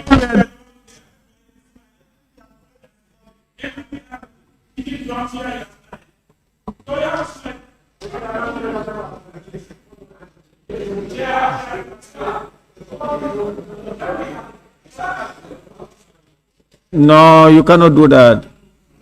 No. You cannot do that. Member Fatayani Kunyang, please continue. And very important issue, library services. The minister, you have to give me back my time. You are trying to kill my tempo. I know your tactic. You're killing my tempo so that you will distract people, so that if I come, I lost track. That's what you are doing. No. So, in ministry, library services, no allocation for library service. It's a semi-autonomous body. This new minister stood here and said he's going to advocate for it to be funded adequate. Then the national library services. No fund is there, nothing. Zero. Member for Banjul North, you have the floor. Thank you very much, Honorable Speaker. Honorable Speaker, to start with, I think as Parliament we are lacking the budget spirit, because looking at the chamber right now is very unfortunate. If you watch other countries during their budget session, especially budget debate, the level of participation by honorable members, you will know that those countries are very serious. But it is very unfortunate that this is what we are currently faced with. But notwithstanding, we are on record, and it's important to also highlight some of the things that we really observe according to the budget that was laid, and also the report that was laid by FPAC. But before going further, I will seize the opportunity to thank the Honorable Minister with his entire team for working tirelessly to provide such an important document, and also the FPAC through the chair for also providing a very important report for us to consider. Honorable Speaker, if you can allow me, Honorable Majority Leader, to start with, I just want us to understand that the national budget is the most powerful instrument, and I will borrow this from the Honorable Majority Leader during the budget retreat. He made it very clear, and I quote, "The national budget is the most powerful instrument we possess as a parliament to translate our collective vision into tangible development outcomes that directly improve the lives of the Gambia." And I unquote. This is something that we must all remember and put into consideration. But again, from my humble self, Honorable Speaker, I believe as far as we keep on managing problems in this country, we will never solve them as a country. And the solution must come from Parliament here. And to start with, Honorable Speaker, we have all seen the budget that was presented to us as estimate for next year, which is 2026. And we will all agree that the most or the biggest concern that we have as Parliament and as a country is about the debt servicing. The amount allocated, which is about 13 billion, is a concern. And thank God that according to the report, it is also talking about debt sustainability. And this also talks about the allocation of nearly 1/3 of the domestic revenue to the debt service is a primary concern. The Assembly must assess the long-term sustainability of this part and its impact on national development, because this is something that we just cannot go ahead with, even though we have no other choice, but it's something that we really need to look into. But how can we do that as a country? That is why it is important for us to start prioritizing our social sector ministries. It's very important. And why I am saying this, today I will share with you, for example, the budget overview, which I also mentioned last year. Looking at the budget overview, the amount that the government is contributing, which is the GLF, for last year was just 71%. Meaning the 29% was based on what? Grants or loans. But looking at that also, whether we were able to achieve that, especially when it comes to the grant component of it, meaning if we cannot get the grant, we must go for the loans. And a serious concern, Honorable Speaker, during our budget bilaterals or even engagement with some of the ministries that we are part of those committees, that approval will be done by Parliament, we appropriate the funds, we agree, and it will be passed as we normally do for the past years. But at the end of the day, the issue of receiving those allocations, we understand that a budget is just a focus. We understand. But I think it is also very important to see the way forward in terms of working towards that, because we are having a lot of issues, especially when it comes to our social sector ministries. Honorable Speaker, today, why do we have to approve budget lines, or let's say budget for ministries like health, when we don't even know how much our public hospitals are making in terms of revenue? Because the budget is revenue and expenditure.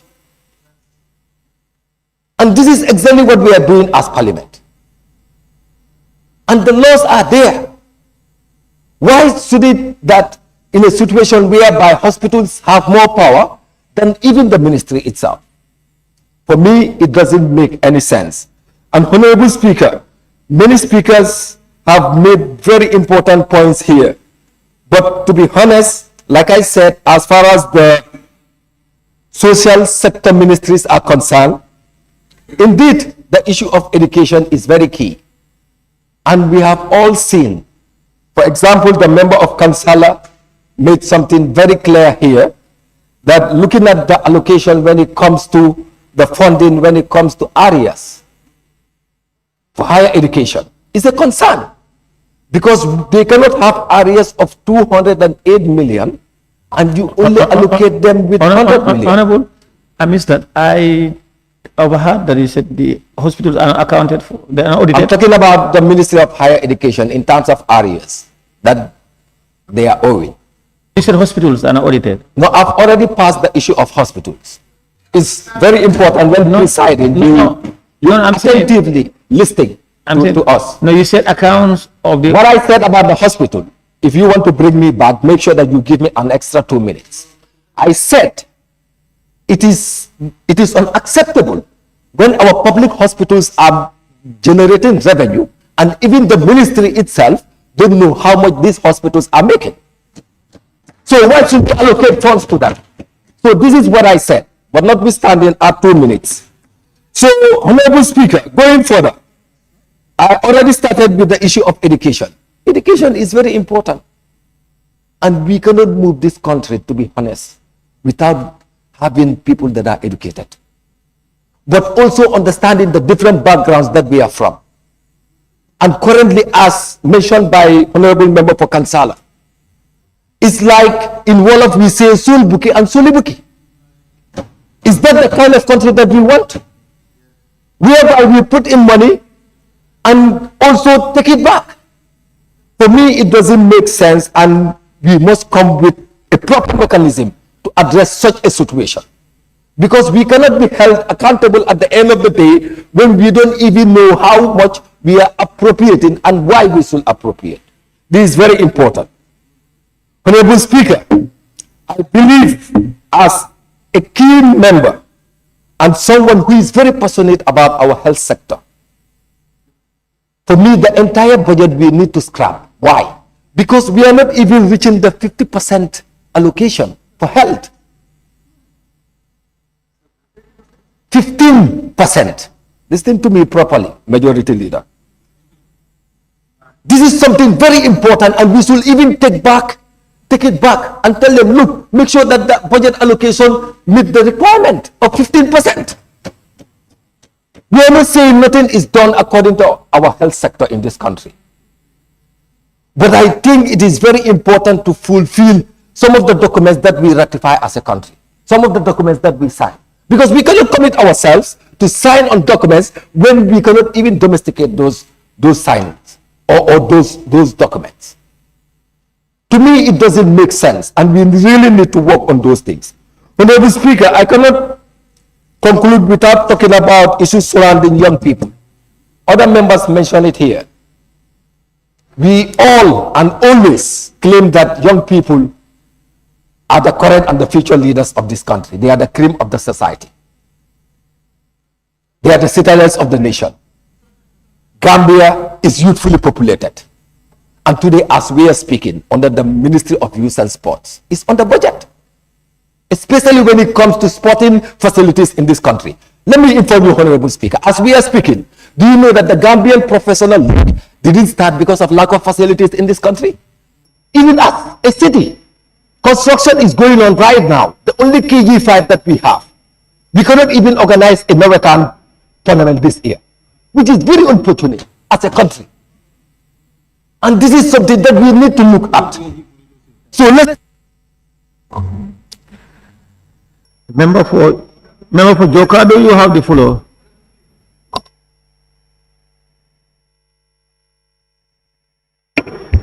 Thank you very much, Honorable Speaker, for giving me the floor. Honorable Speaker, I thank this government through the Minister of Finance for tabling this budget before us. Honorable Speaker, may God forbid this country witness a year of no budget. May God forbid that. Since independence up to now, year in and year out, budgets are laid before the parliament and they are approved. And I think this one also is not an exception. We are going to approve it no matter what. We'll approve it, I know that. Yes, Honorable Speaker, development is something that we cannot just bring at one go. It's a piecemeal. People are talking about electricity. Some are talking about hospitals, schools. All these things are being brought in a piecemeal basis because we cannot do it at all. If you have a road, you don't have a health center. There are people who have health centers, they don't have roads in this country here. It's vice versa. So I think we should at least appreciate the effort that this government is doing. Honorable Speaker, and also we are having it wrong somewhere, because looking at our budget, it's just a forecast. When 2026 arrives, we are not having a full basket of money that we just place and say this is our budget. It's a forecast. Anything that we got, we just bring and drop it in the basket. So it's a focus. So we are all these monies, all these environments, all these additional or cutting here, putting it there, it's just a focus. We may have it, we can exceed it, we can even have less than that. So I think we all have to be rational. I heard some people talking about election year. Yes, it's an election year, but this election year is for all of us. Both the ruling, the ones, the incumbent, and the opposition, because all of us are yearning for that position. We don't know what is going to happen. It all left to the hands of the Almighty Allah. So we all have to be very factual. We know what we are doing. And anything that we are doing also, we do it for the sake of the Almighty Allah. Because this budget, there is no household in this country or compound in this country that will not benefit from this budget. We have civil servants, our brothers, our sisters, they are working and they need to be paid. And they are even yearning for increment year in and year out. People are saying that hope this year teachers' salaries will be increased, hope doctors will be increased, soldiers, servicemen. So I think we just have to be at par. We all think of for the betterment of the Gambia. We pass this budget for the benefit of all of us. Honorable Speaker, this government is really trying very well. Since independence in 1965, very few communities were just benefiting when it comes to electricity. Very few communities. But now, people in the deep rural area who are not even expecting this thing for them to see light, they are fixing their meters. And if we don't have budget, how can we have all those necessities? Those are basic necessities that people need to have.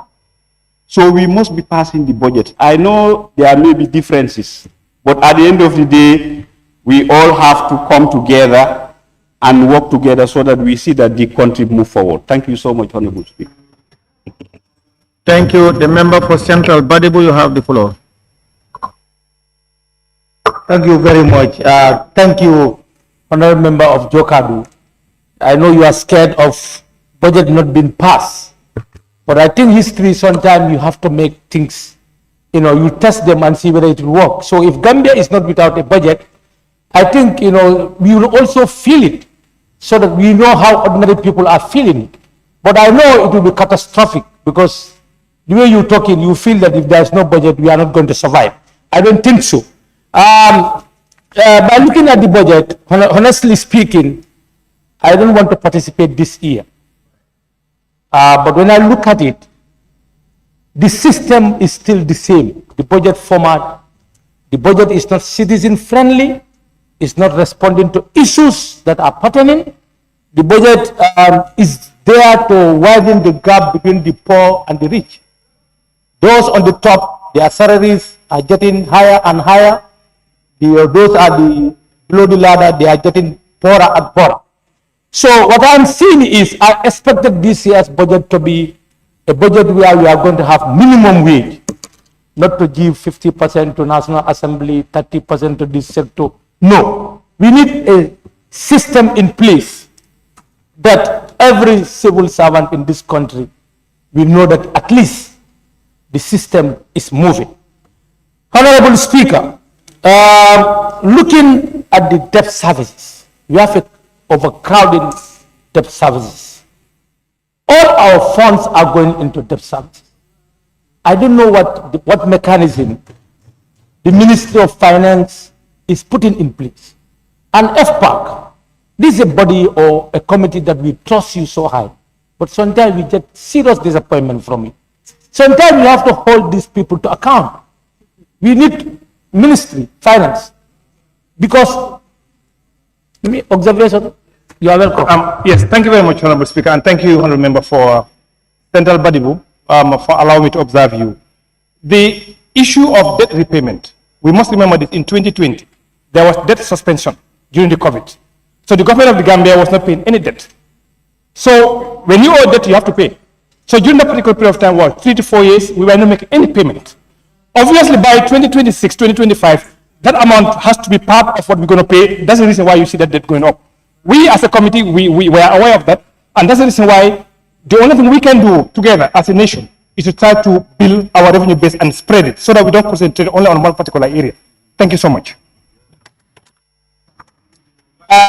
Thank you for that observation. What I mean is, no, even if you want to fast track the time, I'll speak my mind. No. What I'm saying His is, observation is part of his time. no, please add it there. His observation is part of his time. He cannot go to 7. He has to go Honorable member of Upper Salon. Yes, what I'm saying is the system that will see to it that we graduate from this overcrowded debt system. That is what I'm saying. I'm not saying the history that we are caught in. I'm not disputing that.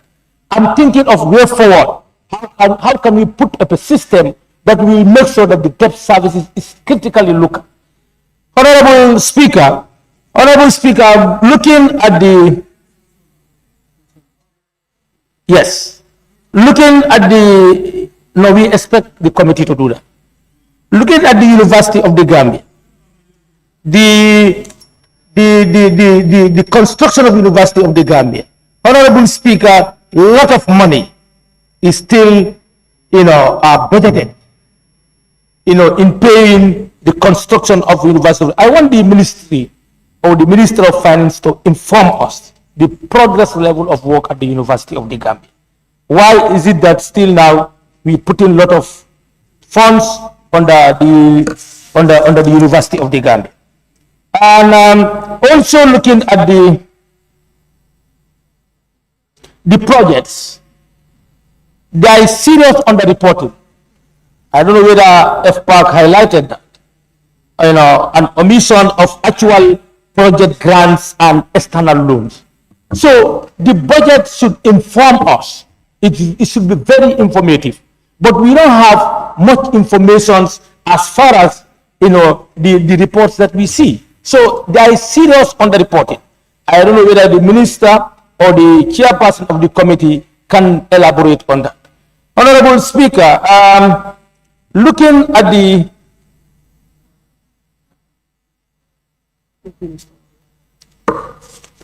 underreporting, the projects. Looking at the projects, economic projects, and other projects on the Ministry of Higher Education. So it's good that when the president is on tour to better inform the citizens how those projects are funded, because the information or the speculation is the president is putting his hand from his pocket to do those projects. These projects are Gambian citizens' projects. Do you understand? So misinformation during the political tours are very high. Payback time. The point of observation. Honorable Speaker, the budget also, if you look at the National Development Plan and the SDG, the budget should be linked. The National Development Plan should be linked to the Sustainable Development Goal. Gambia is not an isolation. Gambia is not an island. So, we have to look at these, international goals, and our budget should be saved towards that. And I have seen a lot of, deficiency, from the link from the National Development Plan to the Sustainable Development Goal. You will be better informed. Meet me in Badi. Honorable Speaker, looking at the Ministry of Gender, the budget is on the low side. Somebody made mention of the social services. We have the old ages. We have the disabled of people who are physically challenged. We have women. We have children. This institution needs to serve for its purpose. It should not be just politically created. At the end of the day, you give them a token they cannot deliver. Coming to our Minister of Higher Education, we know there are a lot of schools built in this country, but these schools need to be well equipped with science labs. From Esau to Farafenni, there is no single high school or senior secondary school that is well furnished with science materials. You know, the labs are not okay. You know nothing about that area. So what I'm saying is, it's high time we prioritize the budget, we equip at least 2 or 3 senior secondary schools with the science lab so that the children can interact with the material. Honorable Speaker, scholarships. There are a lot of young people going to the University of the Gambia and other institutions. So we need to make sure that funds are available for these young people to have access. And young people are graduating from the University of the Gambia, which we all celebrate. But do we have employment for them? So this budget need to work in the direction to create employment for our young people. If not, we are sitting on a very serious explosion that we don't know. Because once these young people graduate from the university, they don't have a job, they turn on social media, and at the end of the day, there will be a straight bullet. Do you understand? Yes. Government cannot be the sole driving force of employment. Government creates the enabling environment for the private sector to strive to create job creation. And that is why government is now bringing up this youth set to equip the youths, give the requisite knowledge and information so that when they graduate, they can be self-employed. So do not perceive the burden that budget must contain employment opportunities. That's misleading. Thank you. Thank you very much, Senator. Thank you. For the Bintang, you have the floor. Thank you. Thank you, Honorable Speaker. And debate that we have before us is very essential. Honorable Speaker, we went through the bilaterals with various ministries, and these are ministries that are in areas. Most of them are in areas. And as I speak with you right now, there is no actual plan to settle those areas. And we cannot continue to accumulate areas. We as a nation must be in a position to face the reality. And also, as I always say, you see, no matter how you try to fake the situation, you cannot go beyond the limits that are set by Allah. The limits that are set by Allah are there for all of us. So we went with the bilateral with various ministries, and we saw the constraints that they are facing as ministries. They did cry before the National Assembly. And there are challenges that the Ministry of Finance are also going through. We cannot continue to live in debt. It's not realistic and it's not sustainable. It's not realistic and it's not sustainable. And we cannot continue to baffle our people at all costs. So we must be in a position for us to tell the people what is actually happening. That, like the honorable member stated here, for the Ministry of Higher Education, on the scholarship, the areas that they owe to tertiary institutions is almost $208 million. Now, the scholarship that is given for this year is not enough. The amount of scholarship that is given for this year is 100 million. That is not enough to settle areas. Talk less of the coming year. What are they going to do? We hear the member for Central Bodibu was talking about the science labs in senior secondary schools. You and I know that we cannot attain the kind of education that we want as a nation without having the equipment. Education has to go with materials. So we must be realistic. And we cannot continue to take loan and loan and loan and loan. Looking at the Ministry of Basic and Secondary Education, the CPU, PCU, their PCU unit, now the PE for this year is only 10 million. And that cannot settle it. That will only take them half of the year, and it cannot take them for the full of the year. I don't know how the Ministry of Finance came up with that, and the Ministry of Finance will be in a position to clarify that. Now, we talk about electricity, we talk about water supply, we talk about budget for the various ministries and government institutions. Now, after we budget to various ministries, when it comes to national development, all our people should have development equally. But then you look at who support who and who is not supporting the government. And those that are not supporting government, they are penalized in terms of getting the development that they should actually have, which should not actually be. And also, the government, at any point in time, they should be in a position to tell people the reality that this is the national budget. And from the national budget, we are bringing water. From the national budget, we are supplying electricity. From the national budget, we are having schools. From the national budget, we are able to pay our civil servants. But not through a favor from the president, not through a favor from any political party. This must be realistic. This must be realistic. I also want to go further for us to look at the budget that we have. You are looking at this debt service for this year. We are using 13 billion for debt service. And you said that debt service was under suspension. And 13 billion, the debt service alone is more than any ministry that we are actually going to settle for this year. So now, for long we have been accumulating debt. And here we are today to face the reality. The salaries for civil servants, as I always say, is not a matter of favoring them, but to whom much is given, much is expected. We have seen the salaries for civil servants. And the salaries for all entire civil servants, both the teachers, the police, the security sector entirely, the agriculturists, the health workers, all the salary sector is definitely not up to standard. What can we do as a nation? And to the Ministry of Finance, I am running out of time. One thing I want to ask you, how are you trying to deal with the issue of inflation? Constant depreciation of our currency. How are you trying to deal with that? Now, today, the pound stands at 98. 1 pound for $98. What are we going to do regarding that? How can we settle those things? We have seen price of commodities escalating day in, day out. But if the dollar is constantly depreciating, then it's a serious threat to the nation. And even if the nation fails to understand this reality. So we face these realities as a nation. So how do you want to address that in reality? Now, when you look at the other issue which I was talking about, which is the salary. Now, no matter the salaries, but if the salaries are not actually realistic and the constant depreciation of our currency, that is the dollar. If dollar continues to depreciate, then there will be no value for money, especially for the civil servant.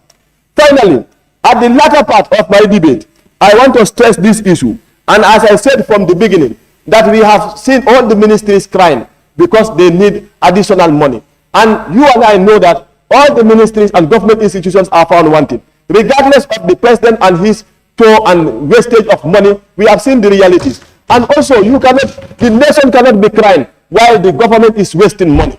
Finally, which I want to wrap up, is the budget.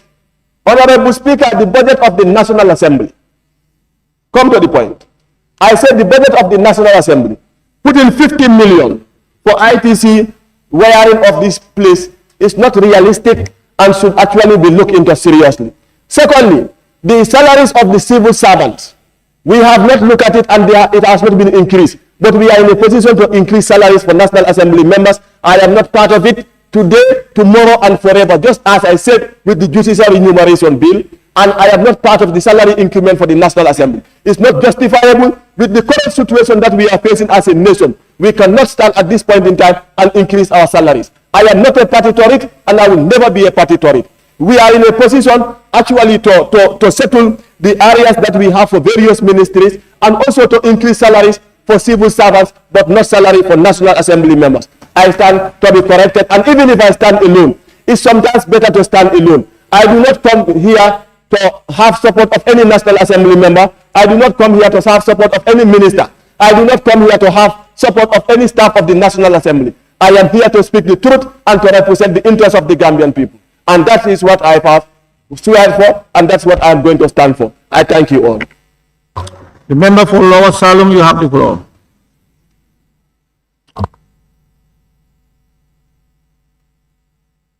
Thank you, Honorable Speaker, for giving me the floor. Can I also join my colleagues to thank the government of the day, especially the Minister of Finance and Economic Affairs. Honorable Speaker, this is where separation of powers comes in. The executive will do their own, then the parliament also will step in and scrutinize what is better for our people. But, Honorable Speaker,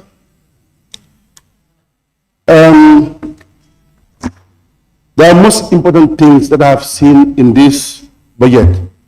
I sat here now for 8 years now, but then this year budget, the way and the manner it comes to Parliament, we must say bravo to the Minister of Finance and his staffs. Honorable Speaker, you see, whenever the opposition speak, before they land, we will know what they want to talk about. Honorable Speaker, the norms that comes back to Parliament, we have seen how the estimates or the budget process goes.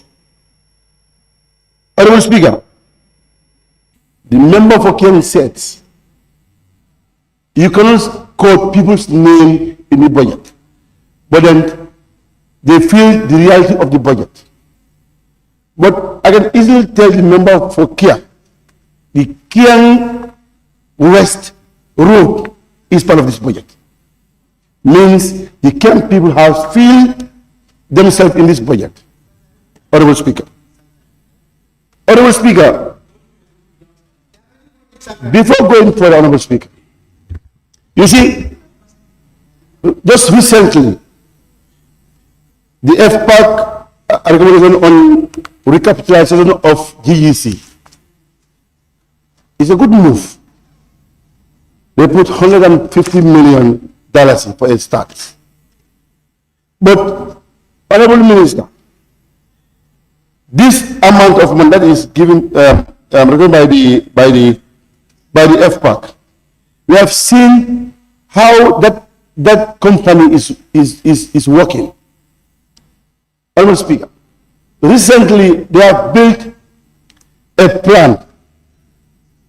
At the end of the season, they were able to sell energy to Narek.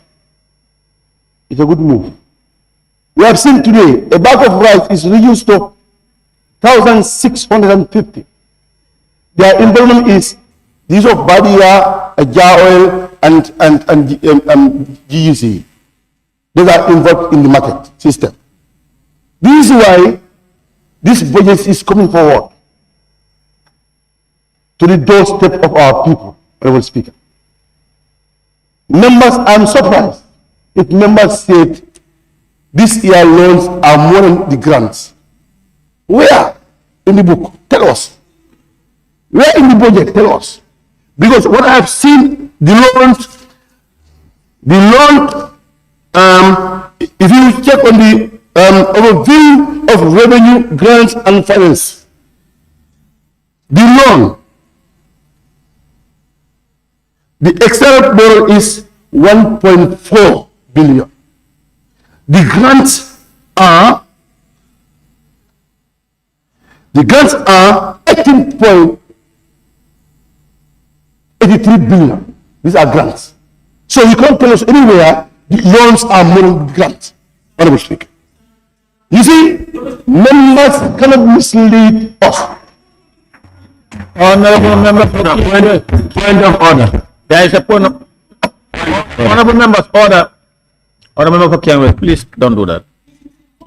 No, don't do that, honorable member for Kiang West. When you were on the floor, people were not disturbing you in this manner. Please don't put off your mic, please. I appeal.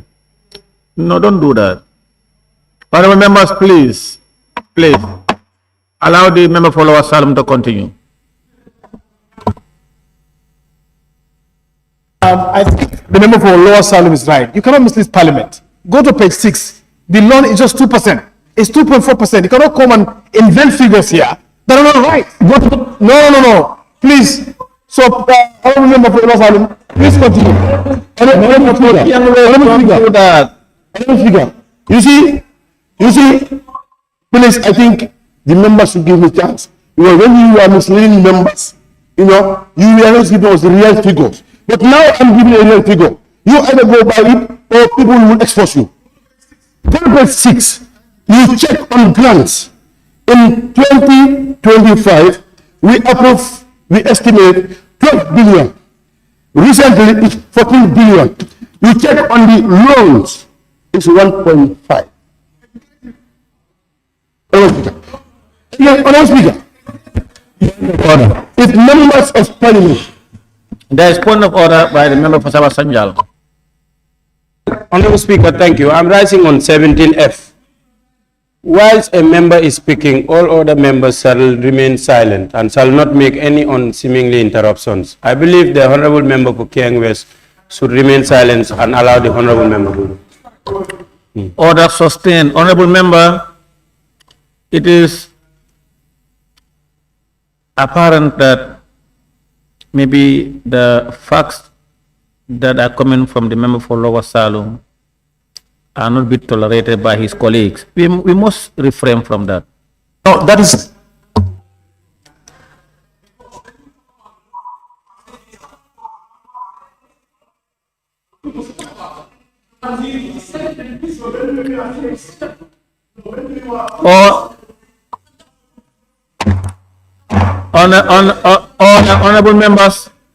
Honorable members, I don't want to invoke. Honorable member for Lower Salem, take a seat. Honorable member for Kiang West, I want to appeal that we maintain decorum. Please allow him to contribute. But don't give.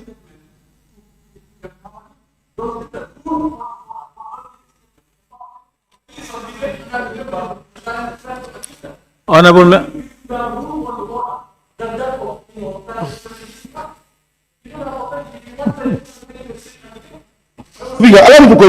Order, please take your seat.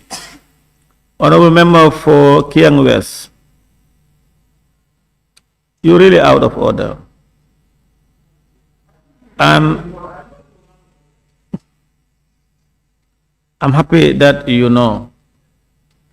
Member for Lower Salem, please continue. Mr. Speaker, you cannot give us what you are trying to put across. You said, now, domestic borrowing, these are under the government of the day, where treasury bills are sent to the commercial banks.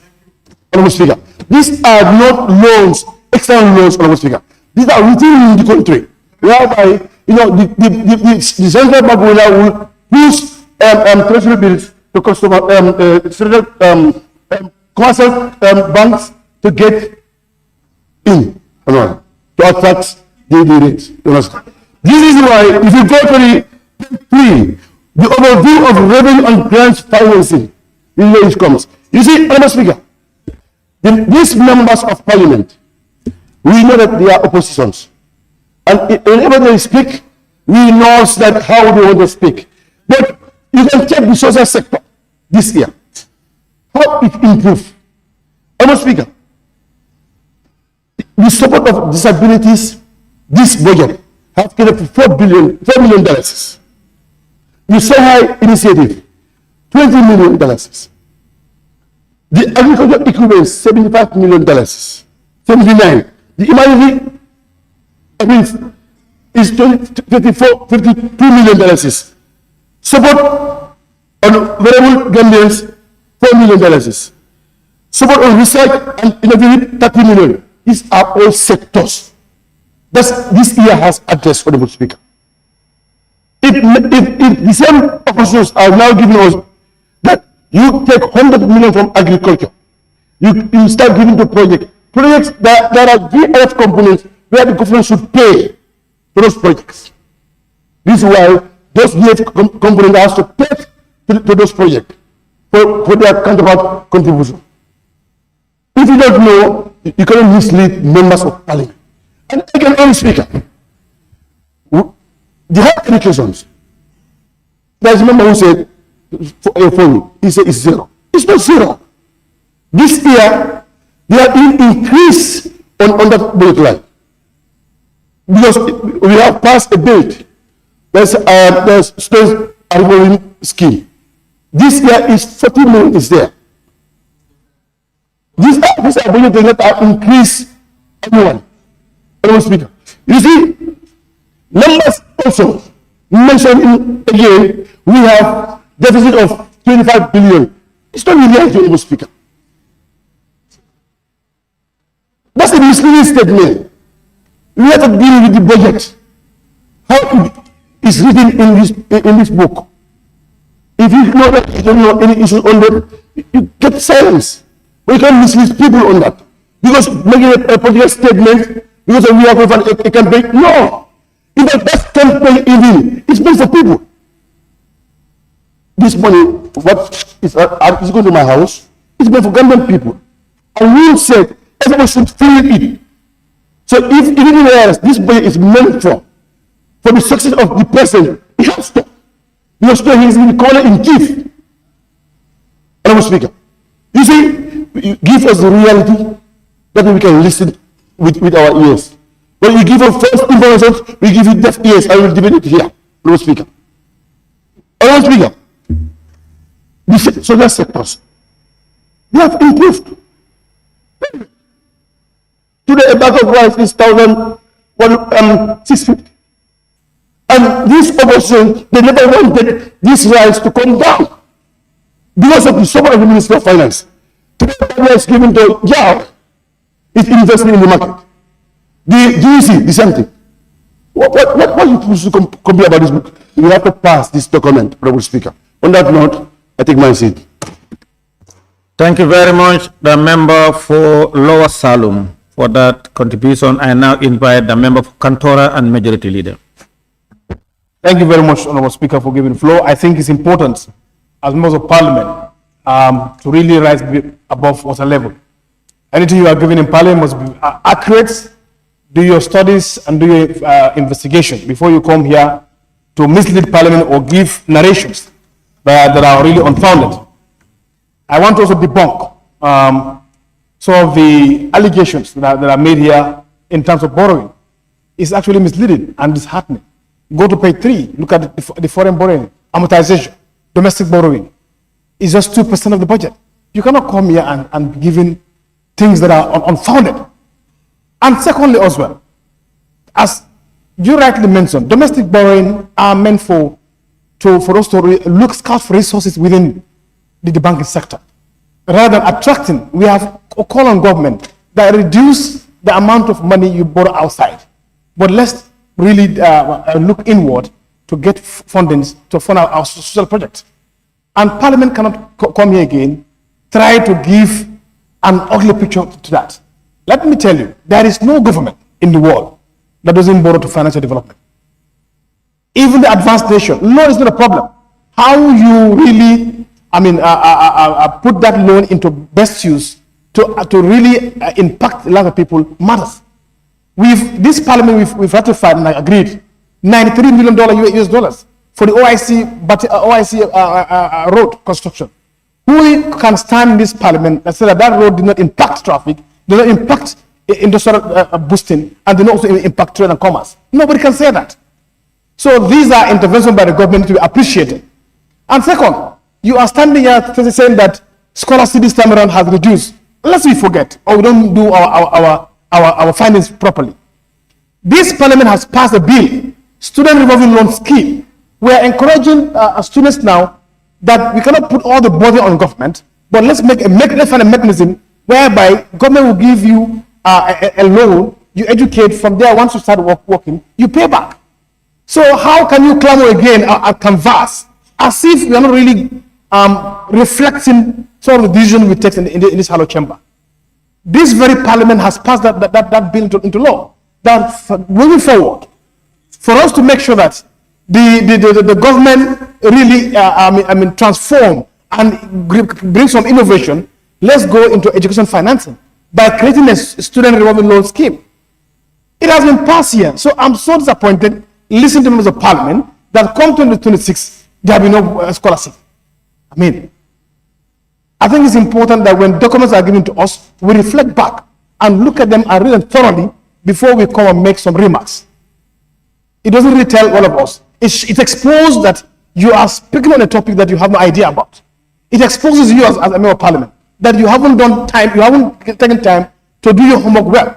We should really peruse through these documents so that the citizen we represent, when we speak, understand that we are talking with facts, we are talking with confidence. You cannot come here and try to win the dress issues, loan scheme, that the loan has taken 80% or chunk of the budget. That's unfounded stories. Right. Honorable Speaker, having made this clarification, I think let me also congratulate the Minister of Finance. With the meager resources we have in country, they were able to prioritize so many social safety nets in the budget.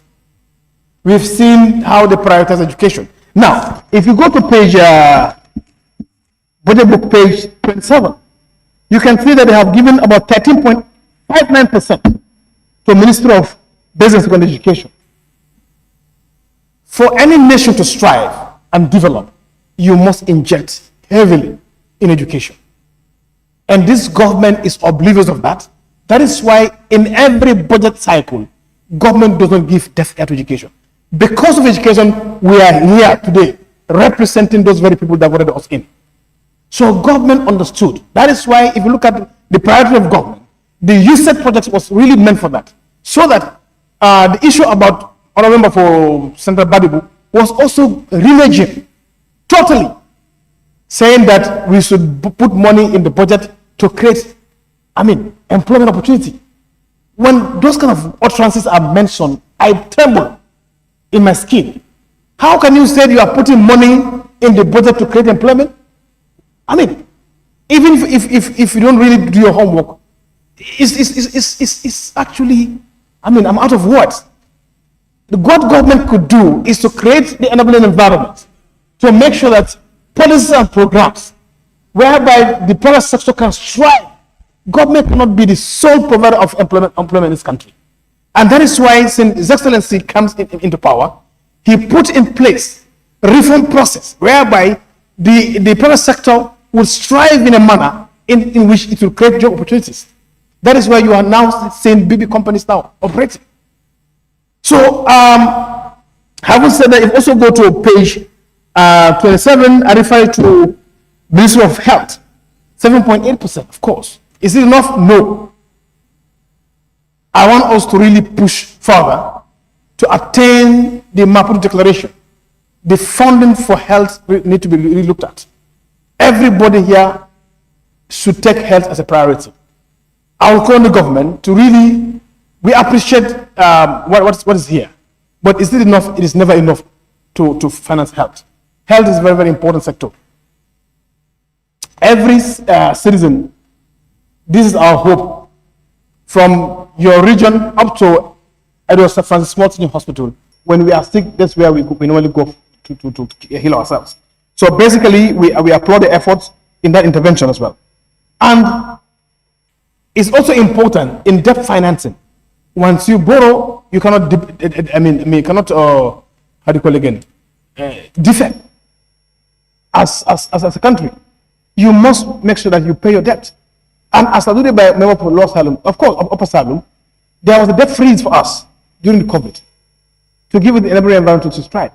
What we need to do to work hand in glove with government to make sure that we expand our revenue base, to look at those untapped areas, to tap them, not necessarily increasing tax. These are quite different things. When we talk about revenue expansion, it does not really mean literally that we are going for a revenue upsurge. We're trying to look around to be innovative. And that is what the government has been doing since inception. We used to have $500 million collection monthly, but because of stringent measures that the government has put in place, creating a one single treasury mail account to close all the loopholes, we must appreciate this dynamic Minister of Finance seated here. Since he assumed office, he has done a lot of reform process. This SIPCA, this issue of Asiku the war, you name it. These are all giant strides in making sure that we materialize revenue generation. So let's work with government in terms of looking at avenues that are on tap to look for resources and fund our priorities. I can tell you, as of this year, up to now, we haven't yet received appropriate support.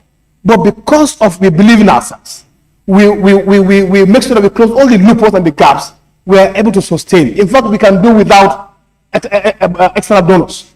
And it is this government that is setting that pace rolling, that we can believe in ourselves, we can fund our development need. It is this government, first of its kind, building road construction, highly intensified projects using GLF funds to build this road. So they deserve commendation. Is it Point of order, Honorable Speaker. Okay. I think on. You cannot. There's a point of order from the member for Serekunda. Can we hear that? Thank you very much. Order 26, 2. A member shall speak standing and shall address his or her observation to the speaker or chairperson. And what the honorable member is doing, he is addressing the gallery.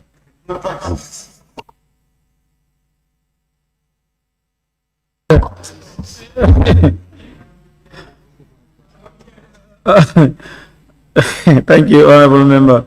Honorable member for Cantona, please continue and address the speaker.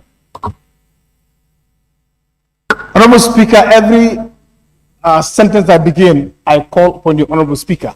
I'm not addressing the gallery per se, but I'm putting my concern to the Honorable Speaker. Honorable Speaker, for the first time, in fact, for more than 10 years, you can attest to that. The Minister of Agriculture did not have a funding like this year, 1.7 billion. It shows the government foresight in terms of how do we really innovate, how do we try to transform the Ministry of Agriculture. So this is a laudable initiative. They deserve commendation and a tap on the back. And for the first time, we are also looking at how do we recapitalize GGC, the Gambia Ground Corporation, to make sure that our farmers, whenever they go and harvest their crops, there's a market available, funds are available to buy their crops as well. Honorable Speaker, to Ministry of Works and Infrastructure. Honorable Speaker, the government, I'm calling on FPAC and the entire parliament that every savings that we have, let's inject it to these key sectors. The Ministry of Petroleum and Energy, so that the electrification campaign that the President promised makes sure that 90% of electricity in this country.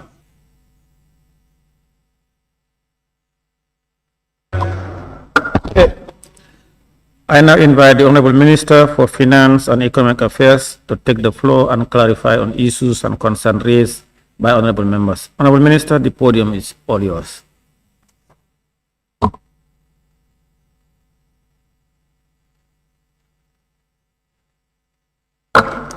Honorable Speaker and members of the August Assembly, I thank you all for your active participation in the debate.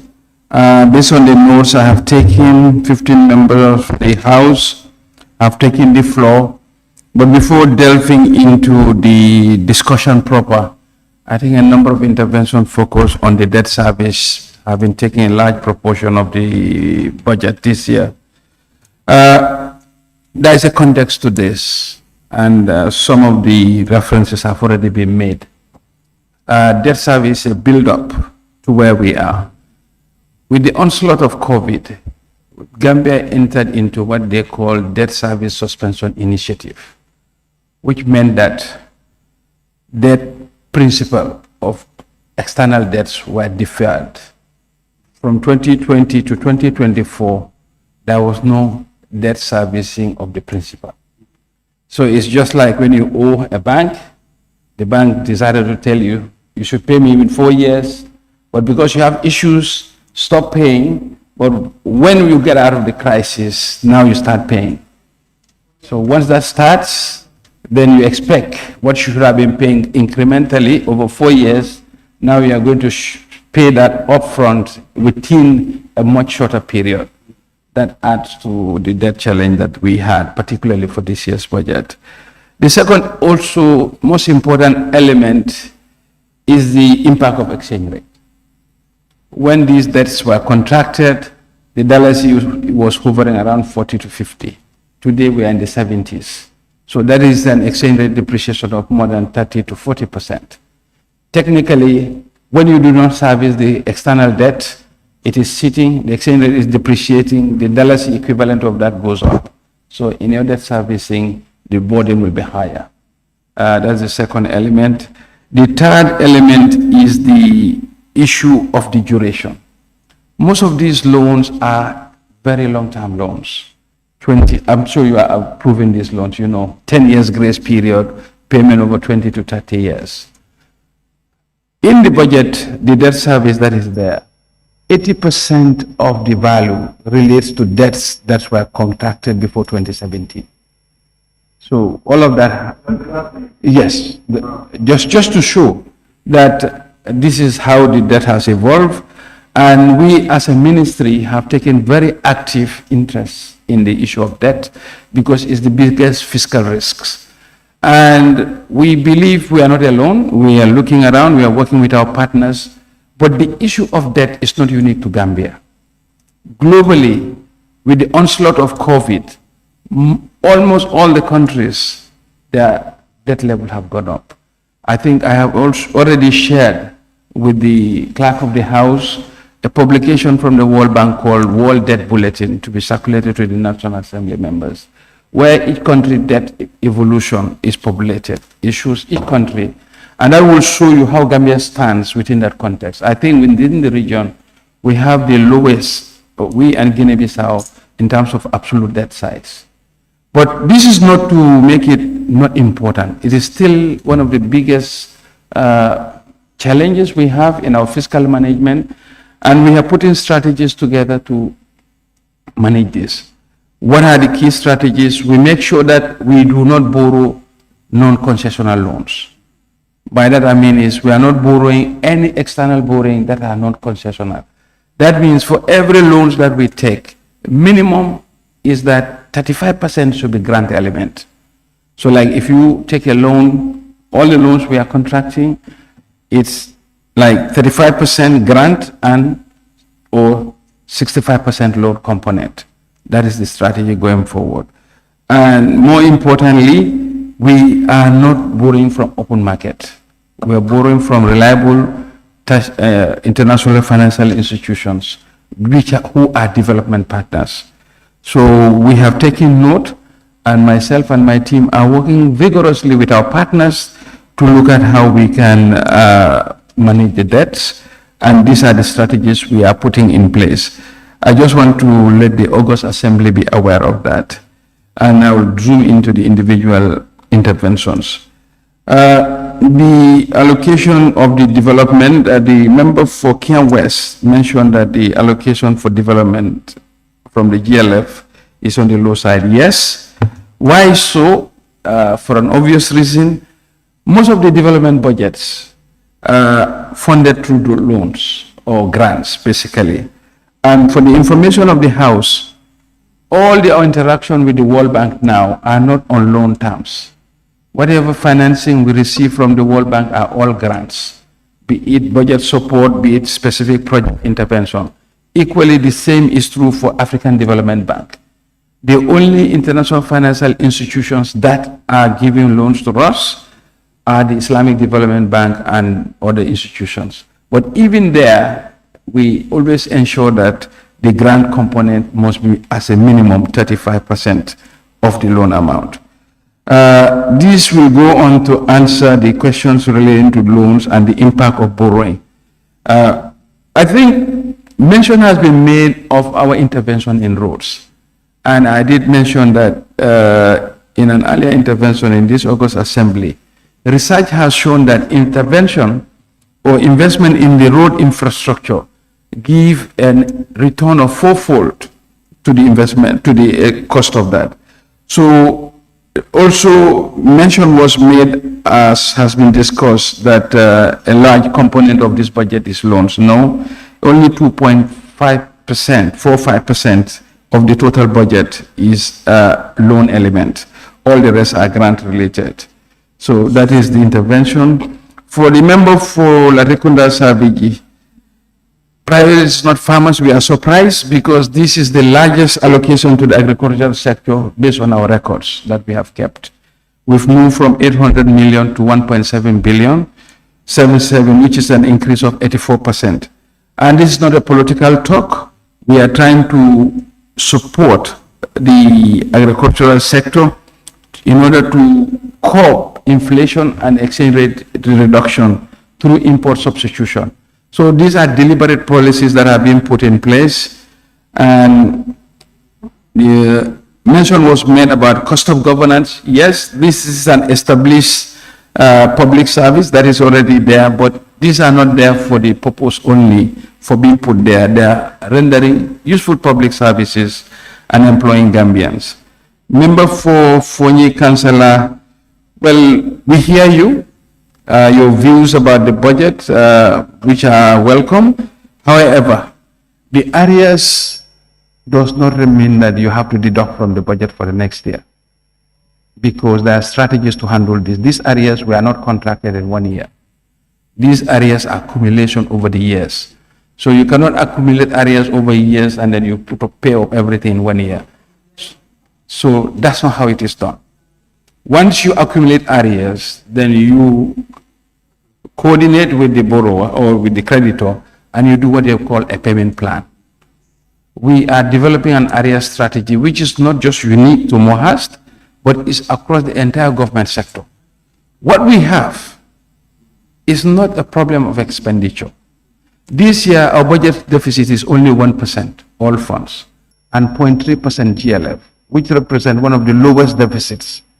So this is a deliberate strategy to manage our debt stock, because if our revenue base is not enough, the only way to go is to borrow. So we are trying to deliberately contain the borrowing to that actually shrink the deficit level. So Mohast areas is not unique to them, but they don't have to use their 2026 budget to pay up everything. So indeed the budget for Mohast is there, and Mohast will work on the payment plan with the sectors, as well as we as a ministry are working on a budget area strategy. I like the comment from the member for Joshua, and which I think the focus of this house should be. You cannot just focus on budget discussion on allocation and expenditure. You have to focus also on how the revenues are there to support that. We've not had much debate on the upside, because without the revenue, where are we going? Because we are pleased that the strong partnership we have with the donors are helping us with the budget support. But this budget support do tend to come because of the time difference. Our largest budget support partner is the World Bank. And our national calendar in terms of financial years are not the same or in line with that. Our national budget financial year is from January to December. World Bank starts from July to June. So you'll see we have 6 months out of planning time with them. So that's why you'll see in every given year, the budget support tend to come in the last month. As we speak, we are now in November.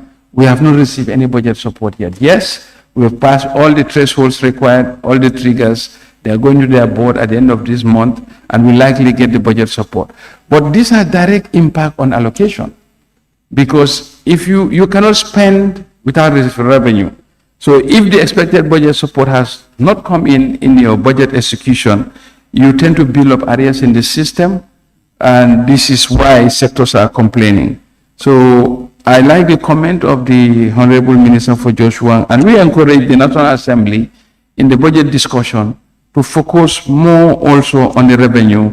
And we are working very hard on that, but I don't think it's a one ministry thing, it's a whole government approach. And the concern he has of the agricultural ministry in terms of the ministry proper vis-a-vis the project is noted, and we will pass the comment on to the relevant sector. So the comments have been very welcome in terms of that GRA can do more. Yes, and we are trying to strive on digitalization to increase the collection of taxes without increasing the tax rates across. The increase in the personal emoluments is not because of any salary increase per se, but you have year-on-year increase. Like, for example, once you complete a year on a grade, an increment will be due to you. And also some sectors are now recruiting. So that is what is there. We have no salary increase per se, but individual year-on-year increases as well as the number of staff being recruited have been increased.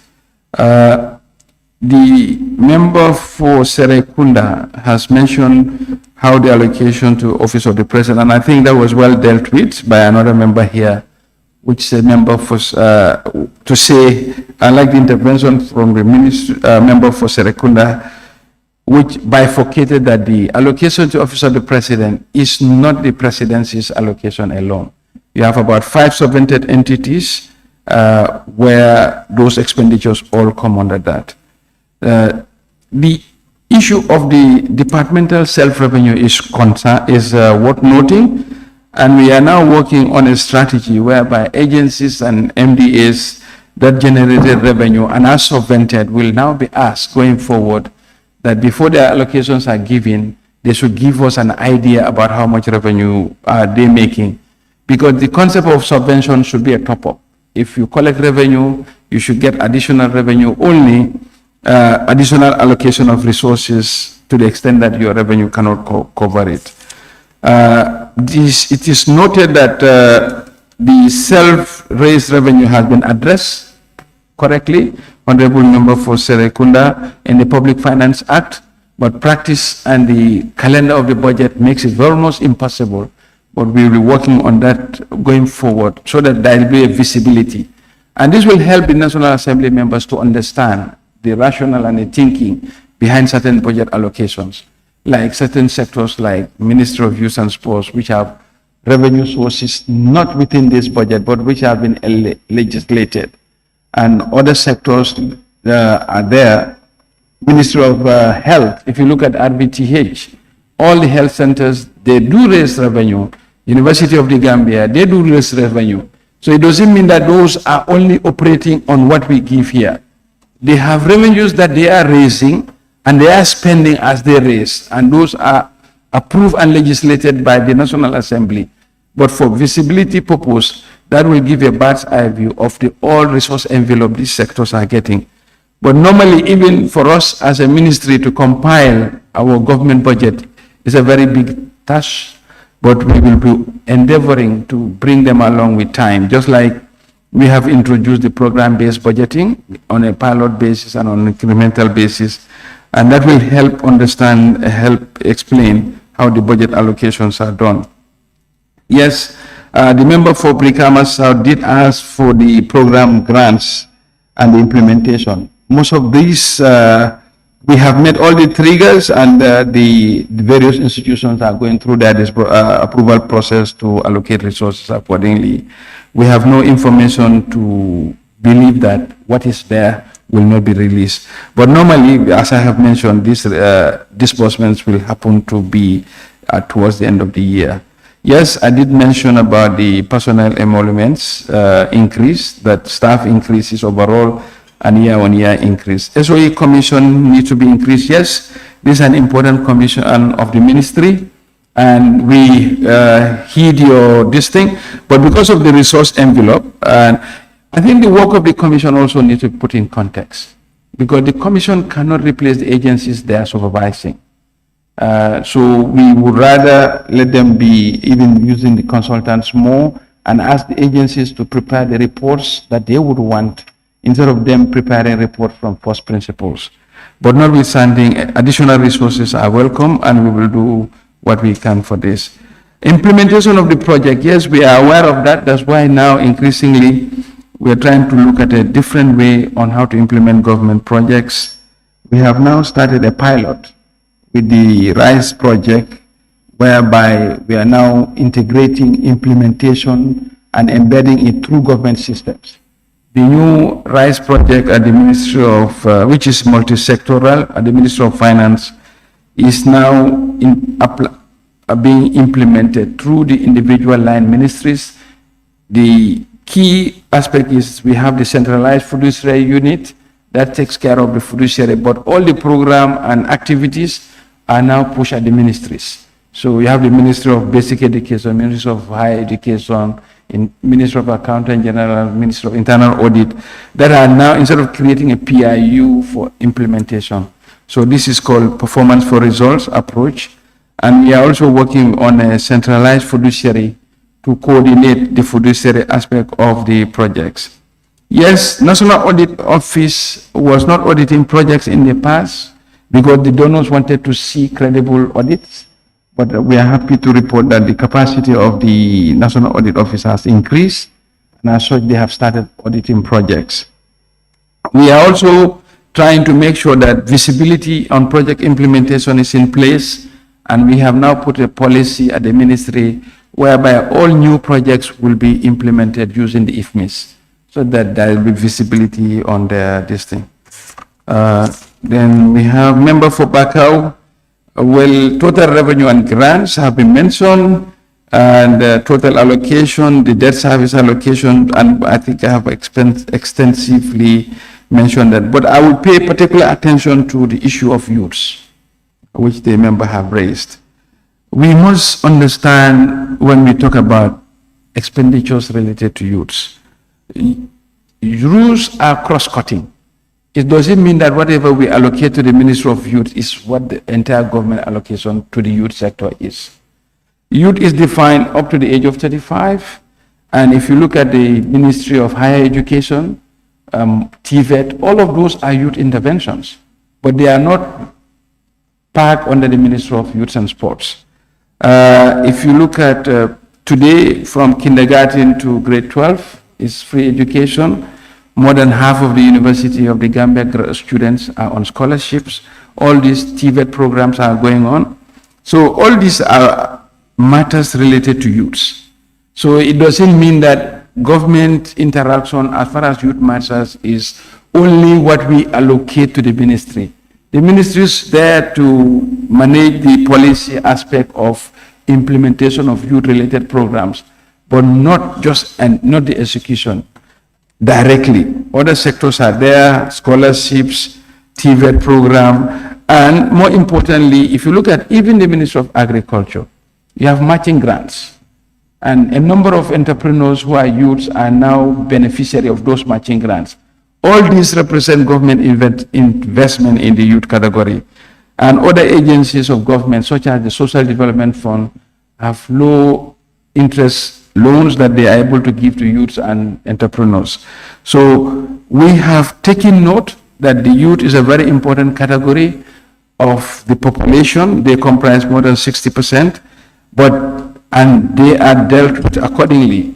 But all that we are doing is we are not putting it under one ministry and say all the scholarships to Mohas should be under the ministry because they are used. All the matching grants for agriculture, they are is allocated based on the individual ministry's allocation.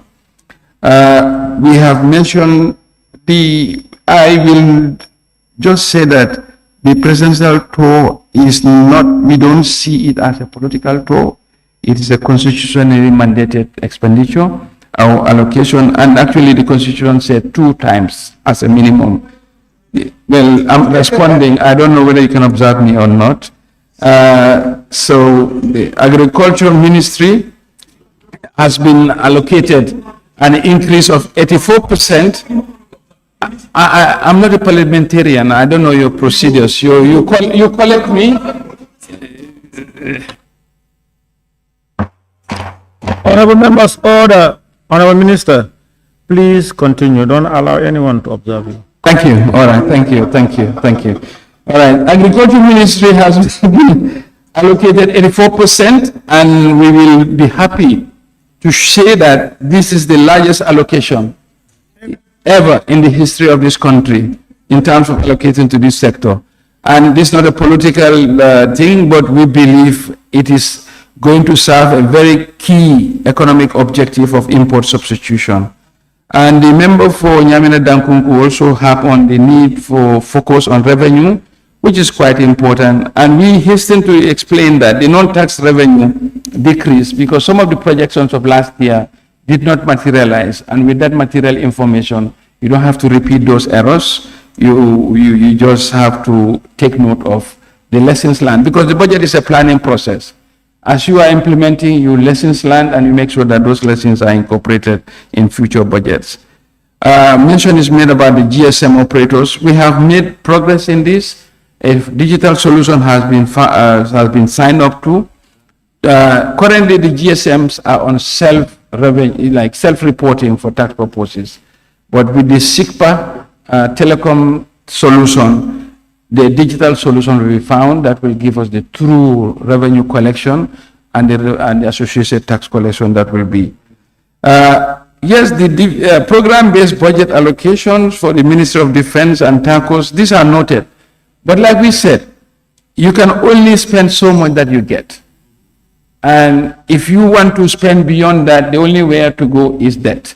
And already we are trying to manage the debt stock. With a lowering of deficit, we have no choice but to really constrain expenditure. And this is not our wish, because we know at the Ministry of Finance that the government is one of the largest active players in the economy. A reduction in government expenditure is actually undercutting your economic growth. So left to us alone, we will try to spend as much as we can as a ministry, because that will expand the economy, improve the life and livelihood of every Gambian. But then it has a concomitant effect that unless it is funded, you are only increasing expenditure on borrowing. And that is not very right. That's why it's the way forward out of this is for all to work together to increase the revenue size. Once the revenue increases, definitely the allocation will go accordingly. So that is what we are doing. Member for Talinding on the allocation to sectors. Member for, it's not that we are not aware. We are very aware, but these are fiscal constraints. And we wish we have the latitude to allocate as sectors need. Certainly, it's not, that is all. And when it comes to school feeding, we are very aware, but this sector is supported. We have the WFP, you have the U.S. Department of Agriculture, and we have the Ministry of Finance also allocating. So we know very well, not all the country is covered, but it doesn't mean that we are negligent. So most of us are beneficiaries from that program, and will not do justice if we have had the resources and we don't. But it's just simply because of resource constraint. Yes, when it comes to classroom building, when you have a partner, you don't crowd out your limited resources. MRC Holland Foundation is doing a great job, and they are a development partner. So their contribution is noted. That's why we give them the space to help us with the construction of school classrooms. And we will be very pleased with the process, progress and performance of the MRC Holland Foundation. We believe we should not crowd out our limited resources when they are very helpful. Member for Banjul North also on the debt service. Of course, I think I've responded to that adequately. And areas for Mohas, similar comments which have already been answered. So member for Jokadu, I think the member for Jokadu raised a very valid point. Budget is a planning process which is 1 year. You don't do whatever you want in your entire 5-year plan in 1 year. So it's an incremental process.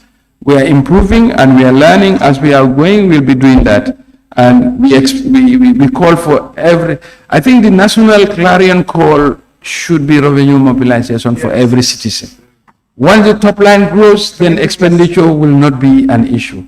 Because we are aware that the more government spend, the better for the economy and the better for the citizen. But if you don't have the resources, how can you spend?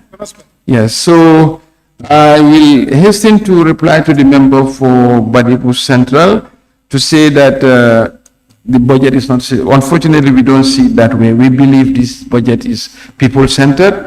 We have allocated more than 25% to social sectors of education, health, and infrastructure, and agriculture. As we speak, there is nobody in the civil service who is paid less than 6,000, and this is what this budget is delivering, and we are trying our best.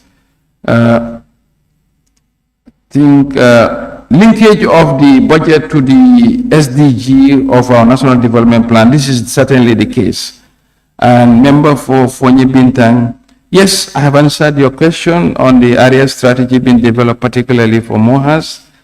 Mention was made of inflation. Yes, the inflation was not just unique, it's not just unique to Gambia, but we're happy that the central bank monetary authorities are making the necessary effort.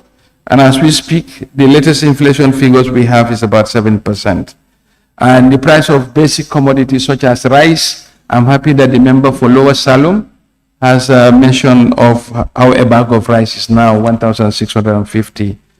And these are my observations, and I thank the comments from the Lower Salom and member for Kantora Majority Leader for the support. I thank you.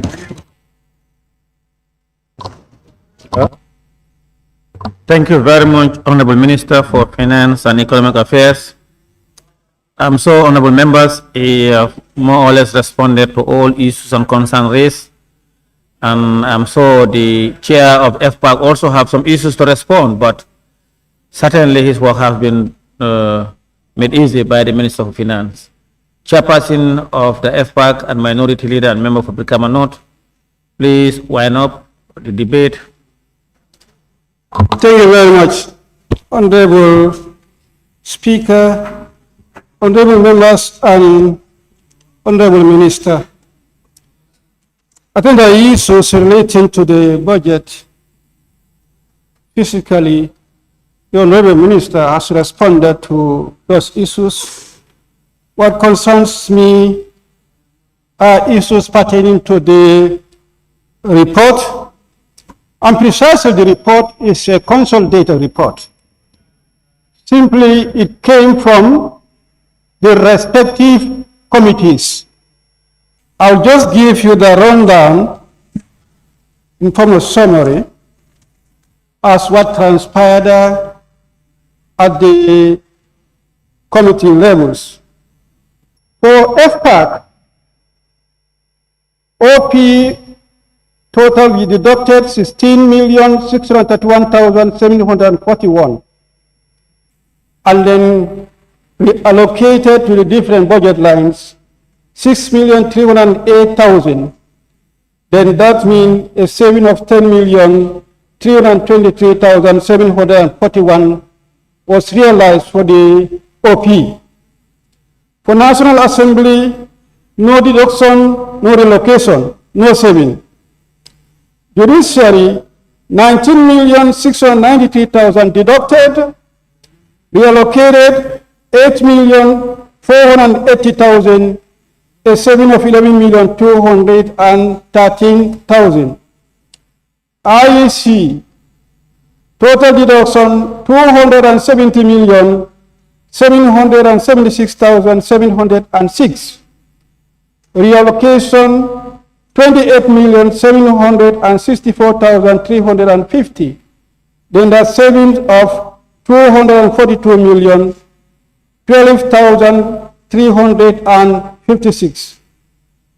NAO, deduction 56,608,020, no addition, and that is the balance or saving.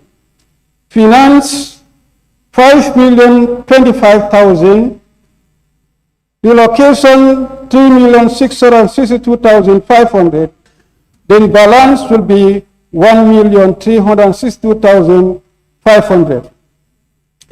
For Ombudsman, 6,245,000, no addition, therefore that's the balance.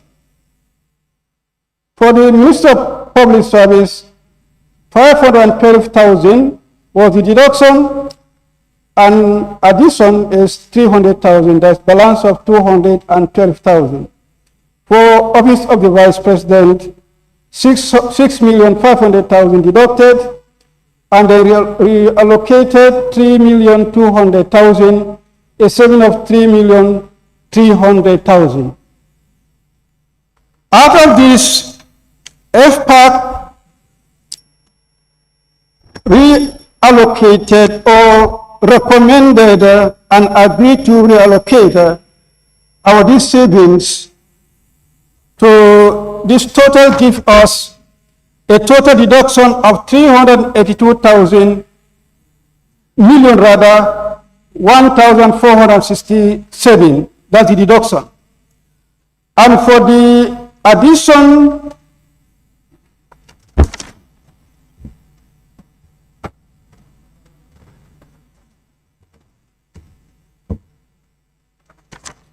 for the total addition, that is for FPAC. Minority. Yes. I thought you said the Bureau will meet later on for the addition. Committee? I'm not trying to give what will be the, yes, no. You know, that was part of the report. Where we recommended for reallocation was part of the report.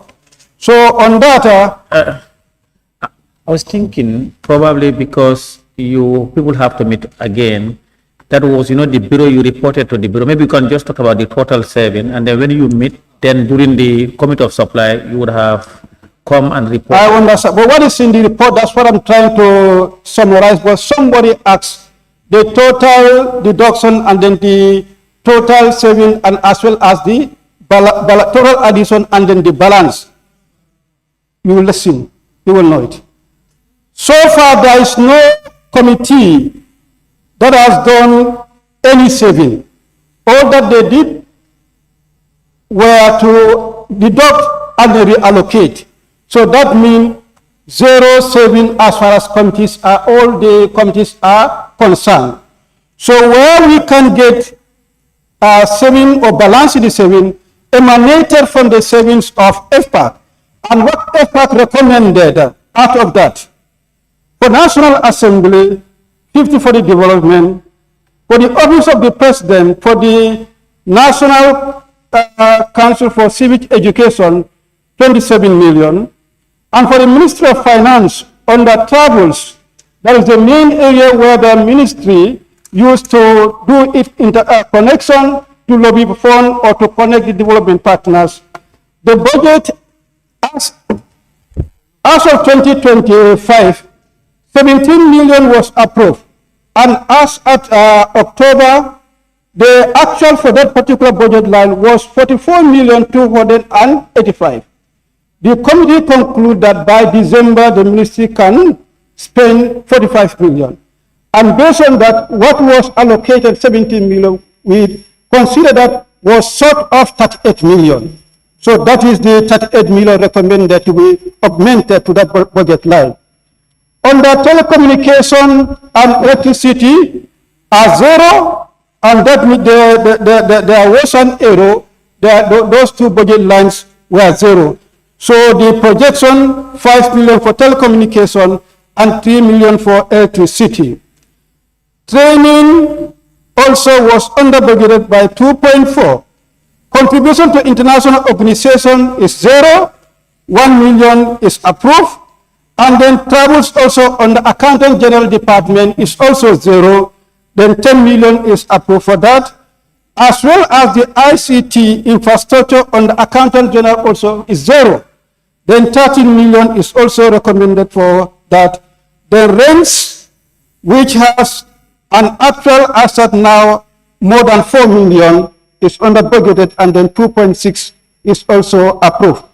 Centralized service, settlement of confirmed debts under what is needed under budgeted, and then what the committee can offer is 45 million to settle the confirmed debts. But we further request for the list of the confirmed debts to establish this figure first. And we hope before consideration we'll get this list of confirmed debts. The civil service staff loan is also zeroized in the budget. Then 5 million is allocated for that. Then the public service, the scholarship was also short of 35 billion. Altogether, this amounted to 145 million. Now, if you add all this together, what FCAP can get as balance as far as the savings and then the additions recommended is 94,286,617. So far, this is the balance that will be looked into to be redistributed to all the ministries. I want to believe all the committees were requesting for augmentation for the respective ministries, and they did not do any saving. All that they saved reallocated. It's only FPAC that was able to save, and in the saving we made 382,1,467.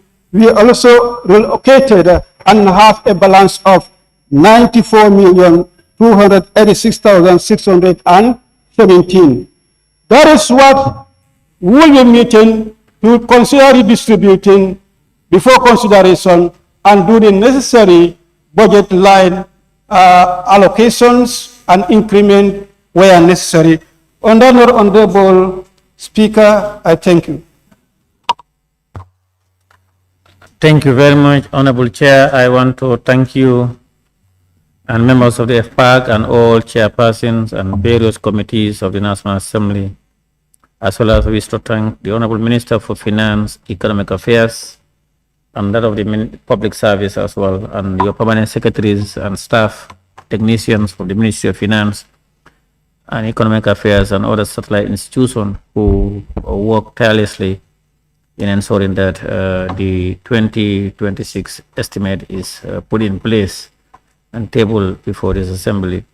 The clerk and staff of the National Assembly, our partners, members of the media, I want to thank all of you, and of course, our 8th table office and his staff.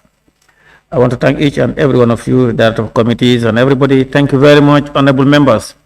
Be it resolved that this honorable assembly do adopt the consolidated report of the Finance and Public Accounts Committee on the committee's recommendation of the 2026 estimates of revenue and expenditure of the Republic of the Gambia, as well as debate on the 2026 estimates of revenue and expenditure of the Republic of the Gambia, 1st January to 31st December 2026, both dates inclusive.